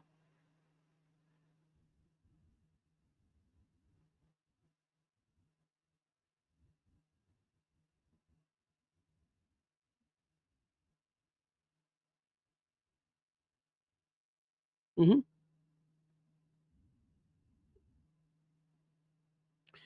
It could have been, but there's there's good things too out there.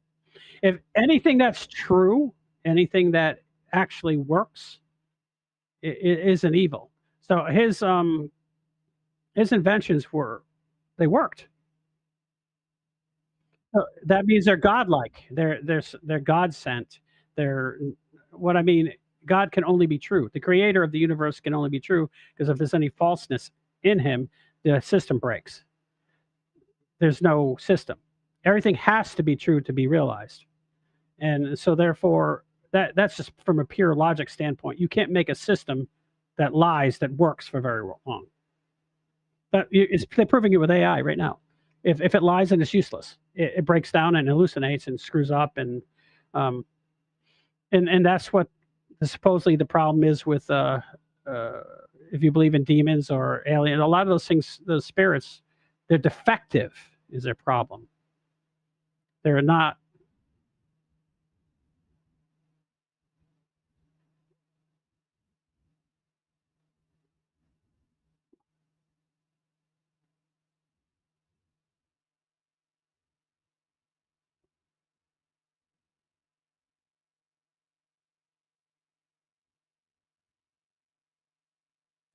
I'm sure.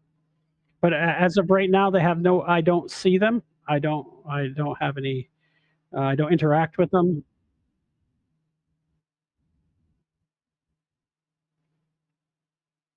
Are you telling me you're one of them?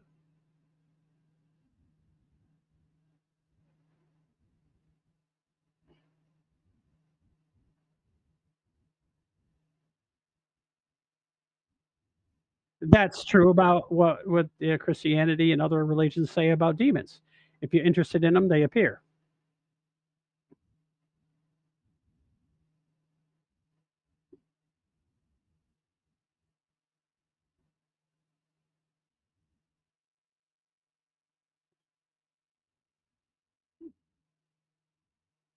Well, let's extrapolate. The SR-71 was designed in late 40s, early 50s.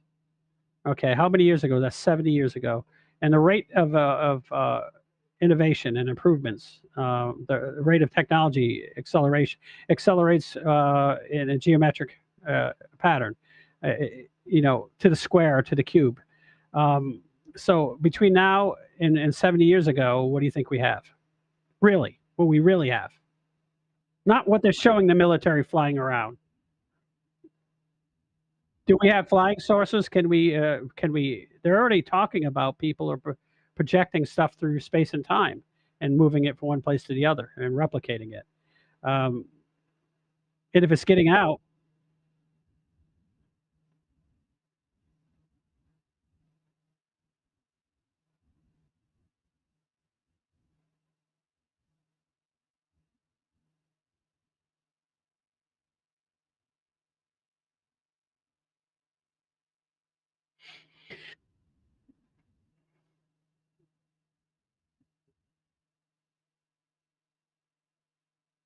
Yeah, I've been there.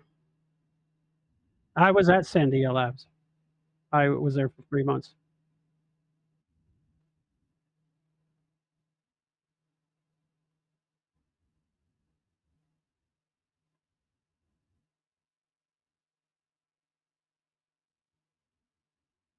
No, I didn't get an opportunity. Uh, what day was that? Was that yesterday or the day before? Anna Luna Paluna, whatever her name is. What's her real name?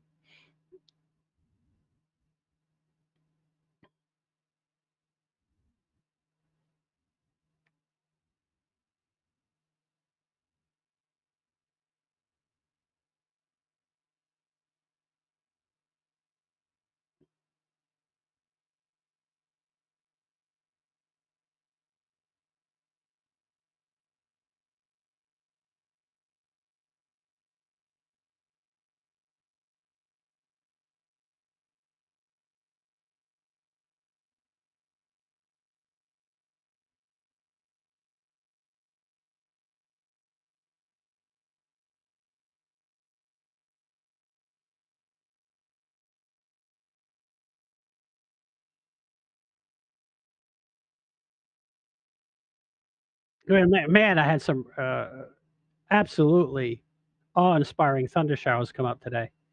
I mean, they didn't quite. I mean, but they were the ones that you see coming up from a distance. Everything's clear, and they look like a spaceship. You know what I'm talking about, with that mushroom cloud look on them, and the wall cloud on the bottom, and the vortex coming into it, feeding it.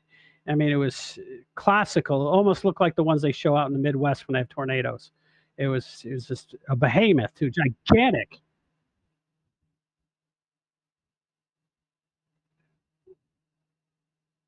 Yeah, well, here we have a lot of tornadoes, and so does Central Florida. So does from between Orlando to Sanford.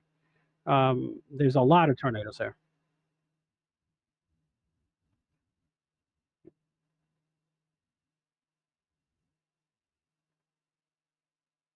It's lightning. It's cloud to ground lightning strikes. It's the second. The only place that beats it is there's one gigantic, I guess, lake in South America that has a mountain chain at the end of it that has continuous lightning. Like, they've had lightning for 20 years straight. That's the only place. Tampa is about number one in the northern hemisphere, anyways. I still think like the Congo and the Amazon basin has more, but no one lives there, so it's like,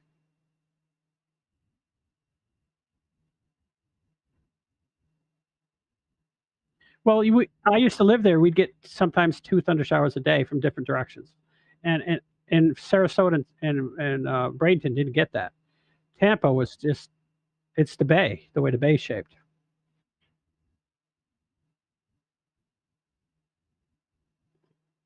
Because we'd get them in the morning about 10 o'clock, and then we'd get them in the afternoon about 2, 3 o'clock.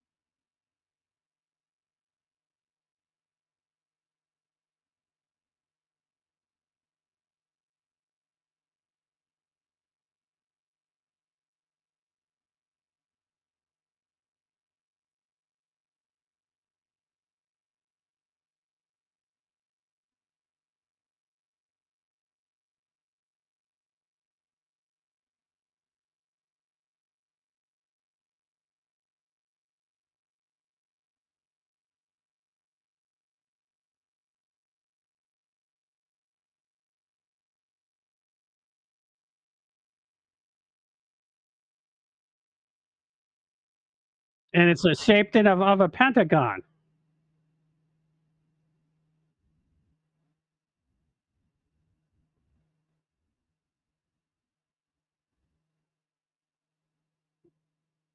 So why are they crashing airplanes into it? Dummies. Oh. I'm not saying that stuff doesn't exist. I'm just saying I'm not. From what I see,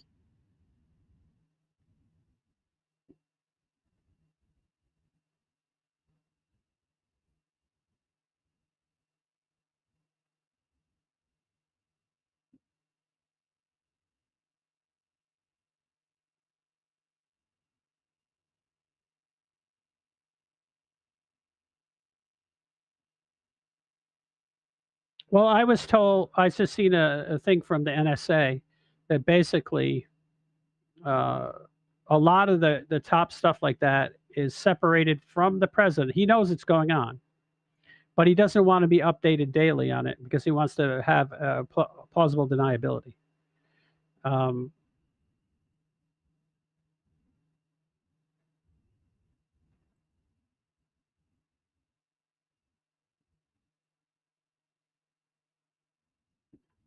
but there's plenty of them inside the CIA who aren't off the rails, and that's why they have these magical documents that are showing up everywhere now that were in burn bags that didn't get thrown away, because there are people inside that Trump had in there who were military people, because the Q theory is that the military has been organizing Trump getting into office for 20 years, and that they were working from the inside, and they magically are finding all these documents now that were supposed to be destroyed but weren't by parties by parties who should have destroyed it, and they didn't.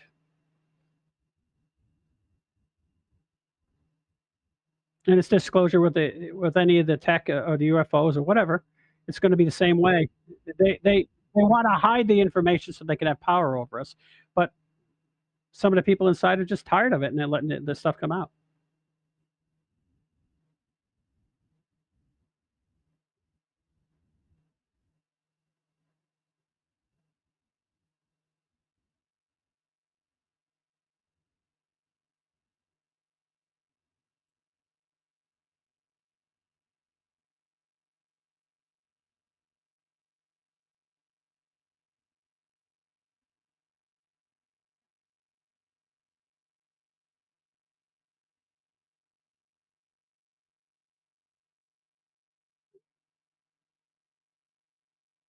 Okay, well, let's take that this planet, according to Christianity, is controlled by Satan, including the federal government.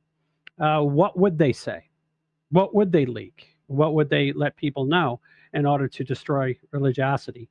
Even though every country that's ever had a real, most countries that have religions as a backbone of the country have families a central part of their lives.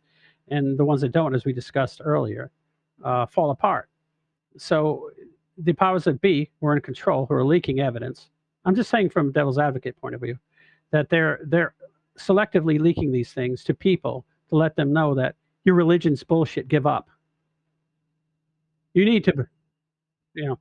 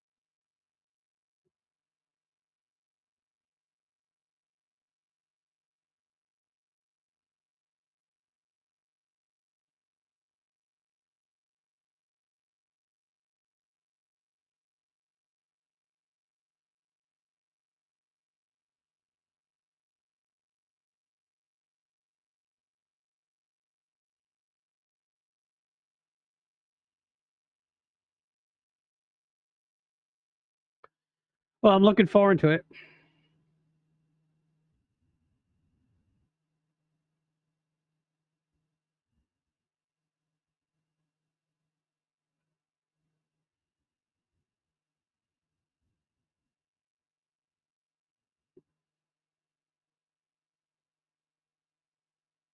Of course, religions have a different view of that, and yeah, their psychic abilities given to you by uh, powers outside of you, and that using them is inviting them in so that they will visit you. They're lending you their power, so in repayment, you have to uh, side with them. I'm not saying that's true. It isn't true, but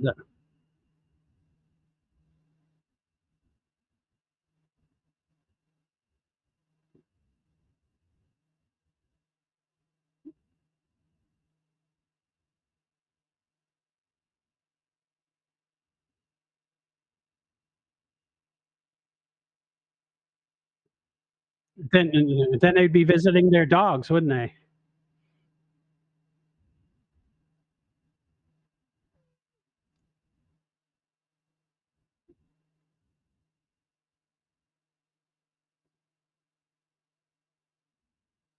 So masking your power smart. Then playing like Superman, hiding most of the time is a good idea.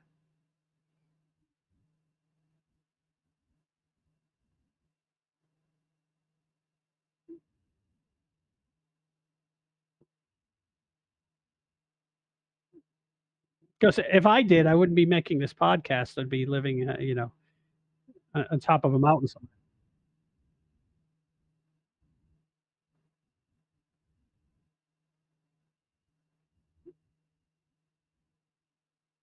Well, from all the mysticism that I've studied, and I've studied a lot of it. It was a big hobby of mine.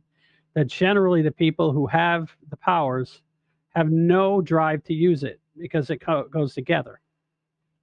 Because when you have a large ego, it squashes your psychic powers, and so generally they have to have someone else who doesn't have as much psychic power as them help guide them so they have a reason to do things because they can pretty much do whatever they want, and then they lose their ability to have drive. It sounds weird.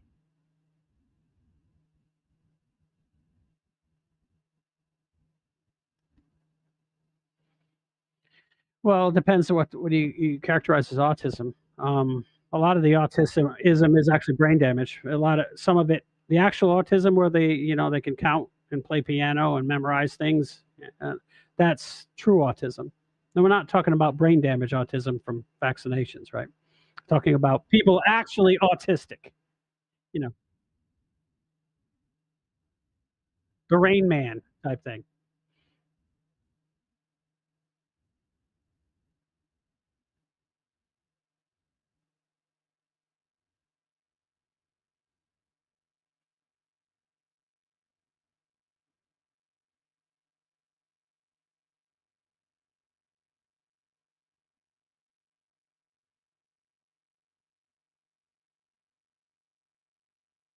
Mhm.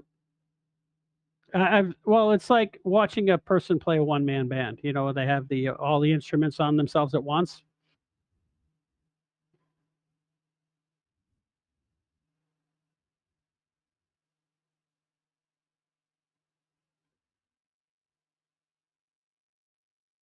But then ask her to wash the dishes. She can't, but she can play 50 things at once. Yeah, I understand.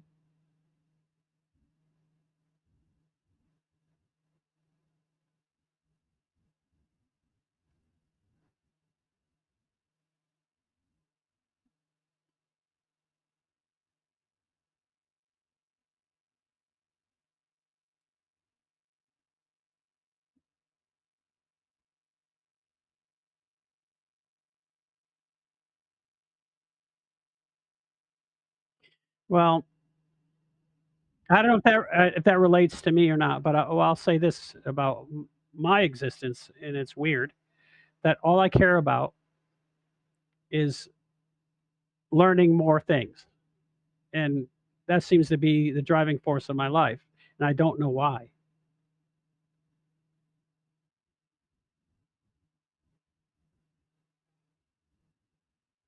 I actually have more fun learning things than I do, like, um, Yeah. I do like doing I like doing things because it's a new way to learn too. Um, like learning to play golf is so hard that it's, because it's one of the most difficult things to master. Uh, Anybody that does it well has is extremely intelligent, and, because you have to it's calculating, it's planning, it's unbelievably detailed. It's 50% cerebral and 50% practice. No other sport is like that, and if you've ever tried to play it, it's just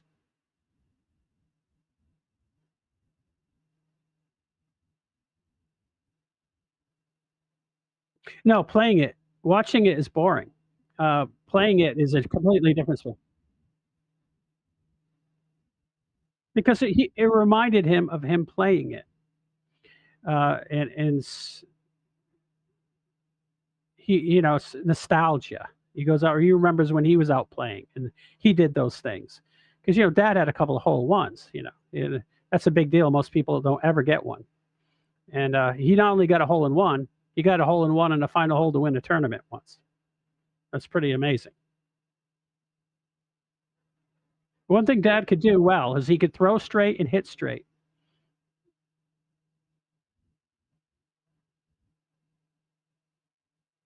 Well, he got older. Well, he got that's why then when he got older, he had problems with his hip and his knee. But when he was younger, he was very athletic, and he hit a high fade all the time.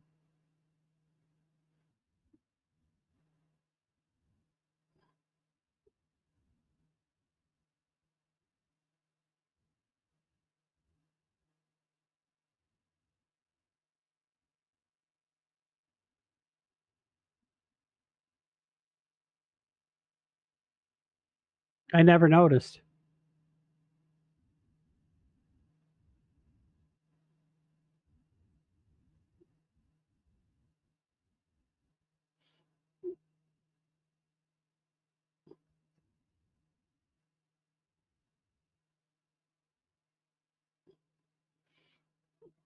Well, I don't want to discuss. I also have tried to teach you things, and you and Dad, the way he teaches, that wasn't a match made in heaven.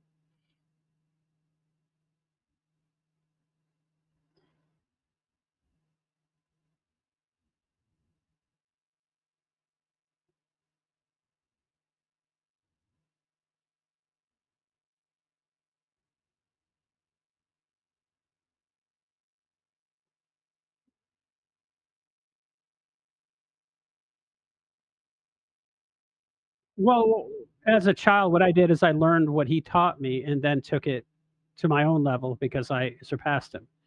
Um, I took No, I also had a lot of natural, ability to pay attention to fine details, and I threw better and stuff than him because I practiced more and had better technique too. Um, and I learned to swing a golf club on my own with other teachers without him. I spent thousands of hours swinging, and, you know, you just gotta jump off at some point and take it on your own way. He was difficult, and he was difficult to teach us when we were driving and stuff too. I mean, um, as you know.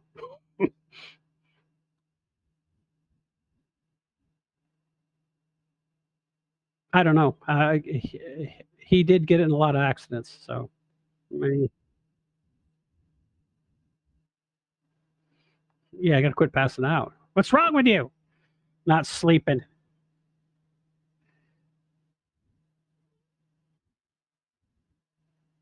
It is late.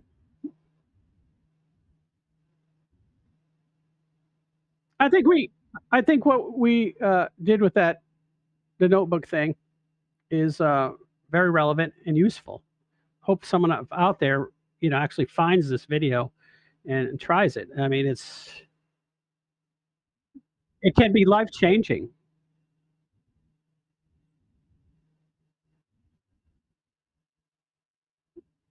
I understand that. I appreciate it. I know you're no dummy.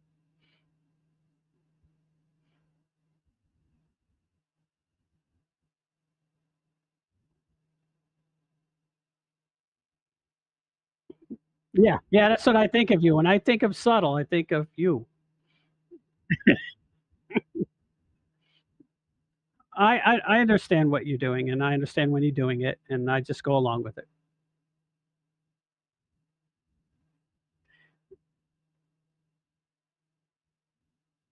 Mhm. And it leaves, some more topics for our next show because, we didn't cover everything, but, yeah, that's good. I mean, things I think turned out well.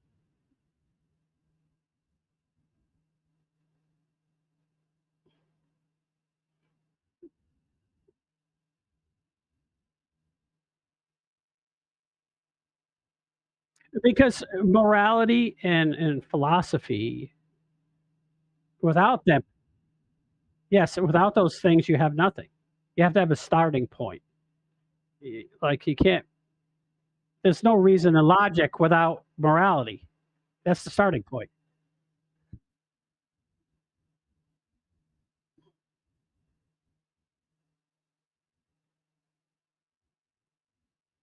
Mhm.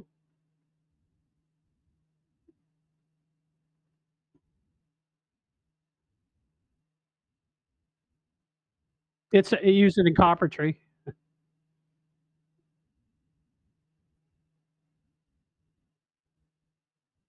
Those are important when you're out there doing engineering and electronics. I mean, trigonometry is just AC current, AC an AC sine wave, you know? So,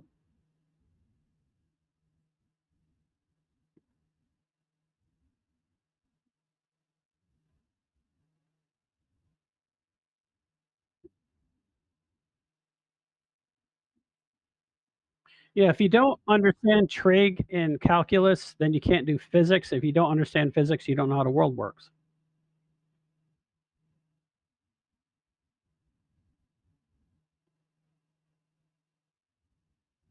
I don't. I bet you he does know it. He went to the military academy. I mean, he knows it. Does he use it? He's a leader. Everyone can't be a leader. I mean, you still have to have people that can execute his plans. I don't think he can execute his own plan.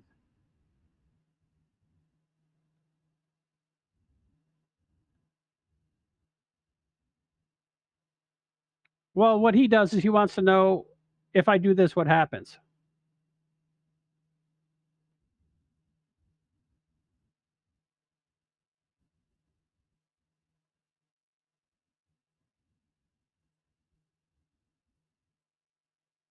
Of course, that's his specialty. He he just learned how to get people to do things, even his enemies.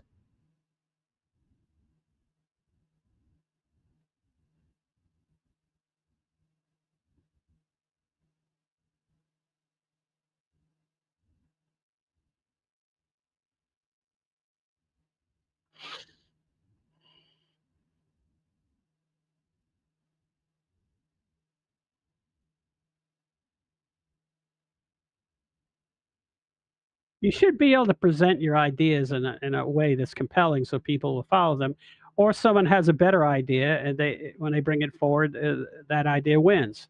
If you neither party knows how to bring the idea forward, then nothing happens.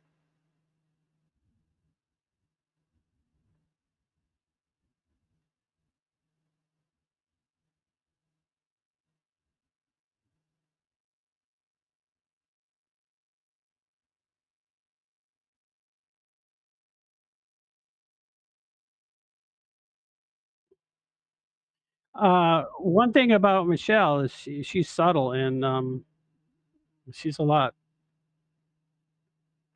She's more manipulative than you think, and you don't give her don't write Shell off.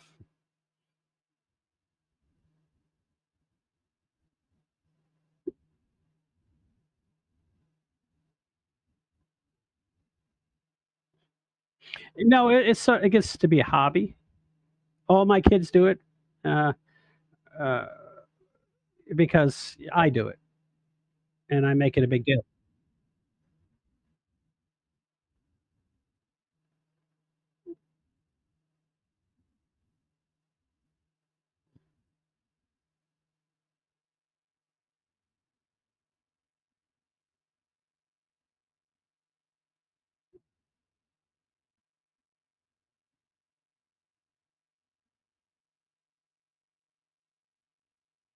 Also, and that's also just some people take up on it and other people don't too.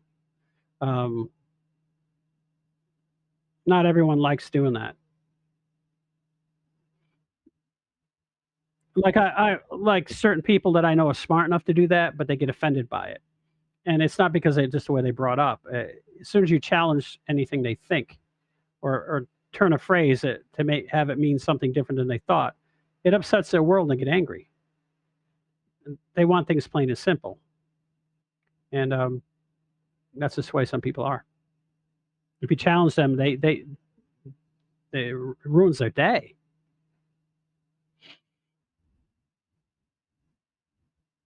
Yeah, you have to not only do you have to be able to you have to be able to defend your position, and if it's wrong, you have to be able to say, "Yeah, well, it's wrong."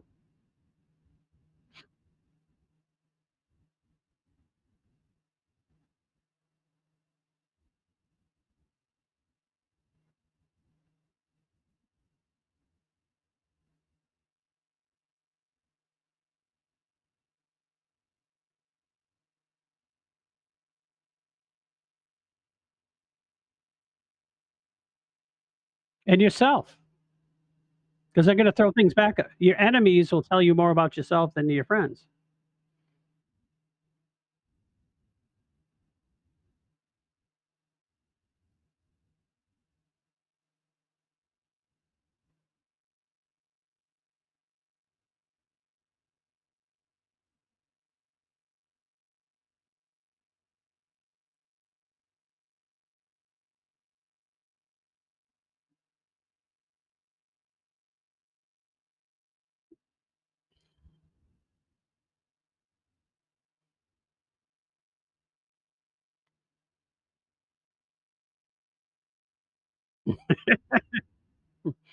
But you just said she was beautiful. Yeah, well, I grew up in New England, and I know, yeah, most people don't wanna hear this, but our friends used to just came up to you and say, "Hey, what's going on, homo?" It wasn't just that, I mean, and that or they'd insult you, call you, an idiot or a doofus or whatever, and you just took it because that's how people talk to each other. Now, have you ever seen women do that? Have you ever seen women do that? You ever see women do that with each other? Never. No.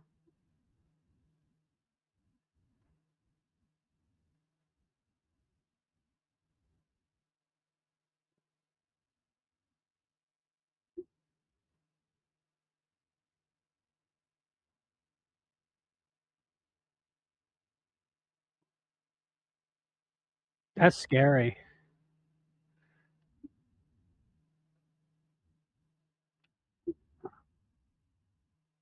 Like, even now when I talk to my friend Tom Weismuller, he's constantly challenging me, and I challenge him when we talk to each other. If he doesn't think I'm right, he corrects me, and I do the same to him, and neither one of us ever have gotten offended by it. Now, if when I went especially when I moved to the South. When I moved to the South from Rhode Island, they got offended by everything because old Florida used to be Southern. It wasn't, like it is now. I mean, the Southerners don't like you talking about anything to their face. They wait till you walk away and they talk about you behind your back. And I wasn't used to that. It was a shock. It was a culture change. Yeah.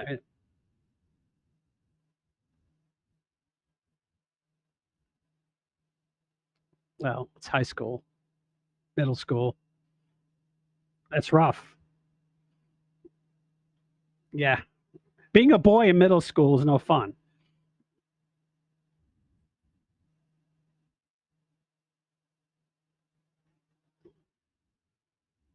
And then you had to change schools. Yeah, no. You had to move on. Last Dance with Mary Jane, and then you'd move on, right?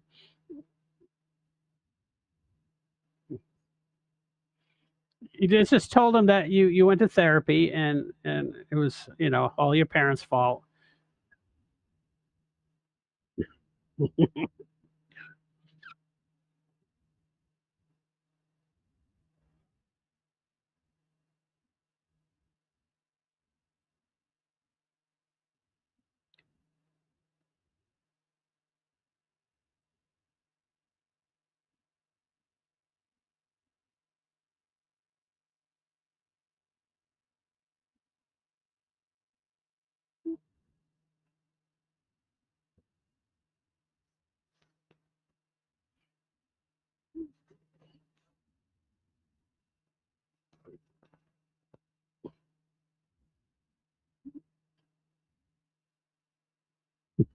It sounds like someone else I know's graduation year. Yep.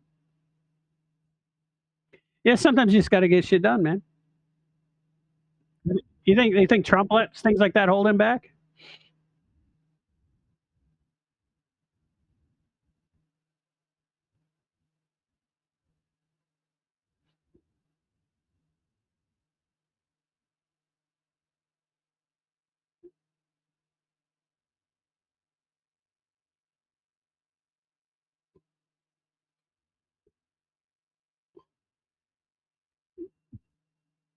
No, just and plus you just have to have the attitude of "fuck it." What I mean by that is you can't judge yourself.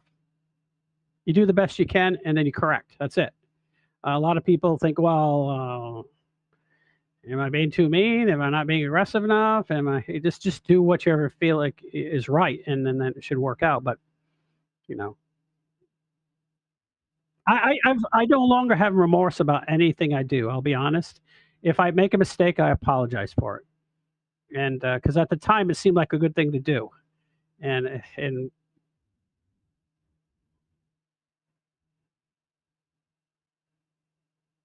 don't do them.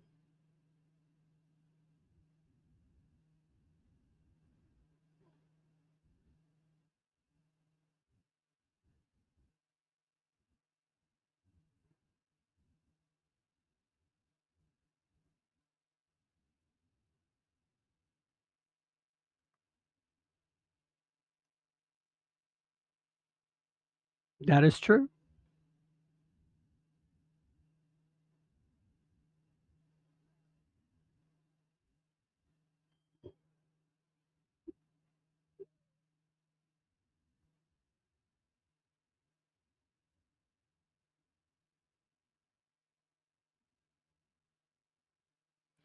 You must be calling at the wrong time of the day or something.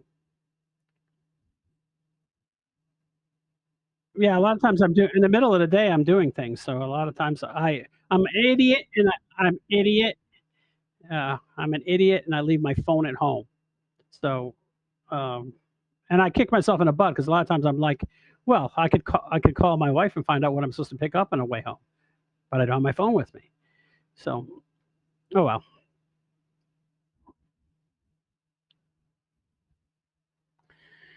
Walk home. I know it's idiotic.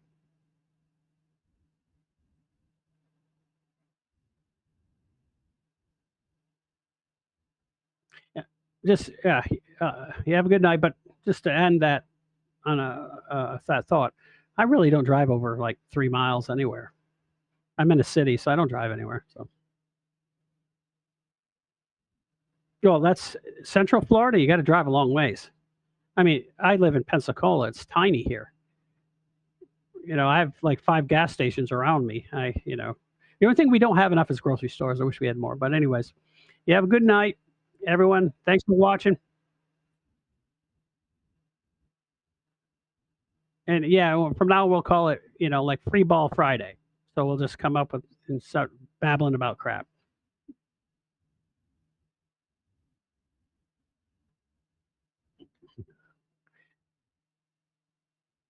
Good night.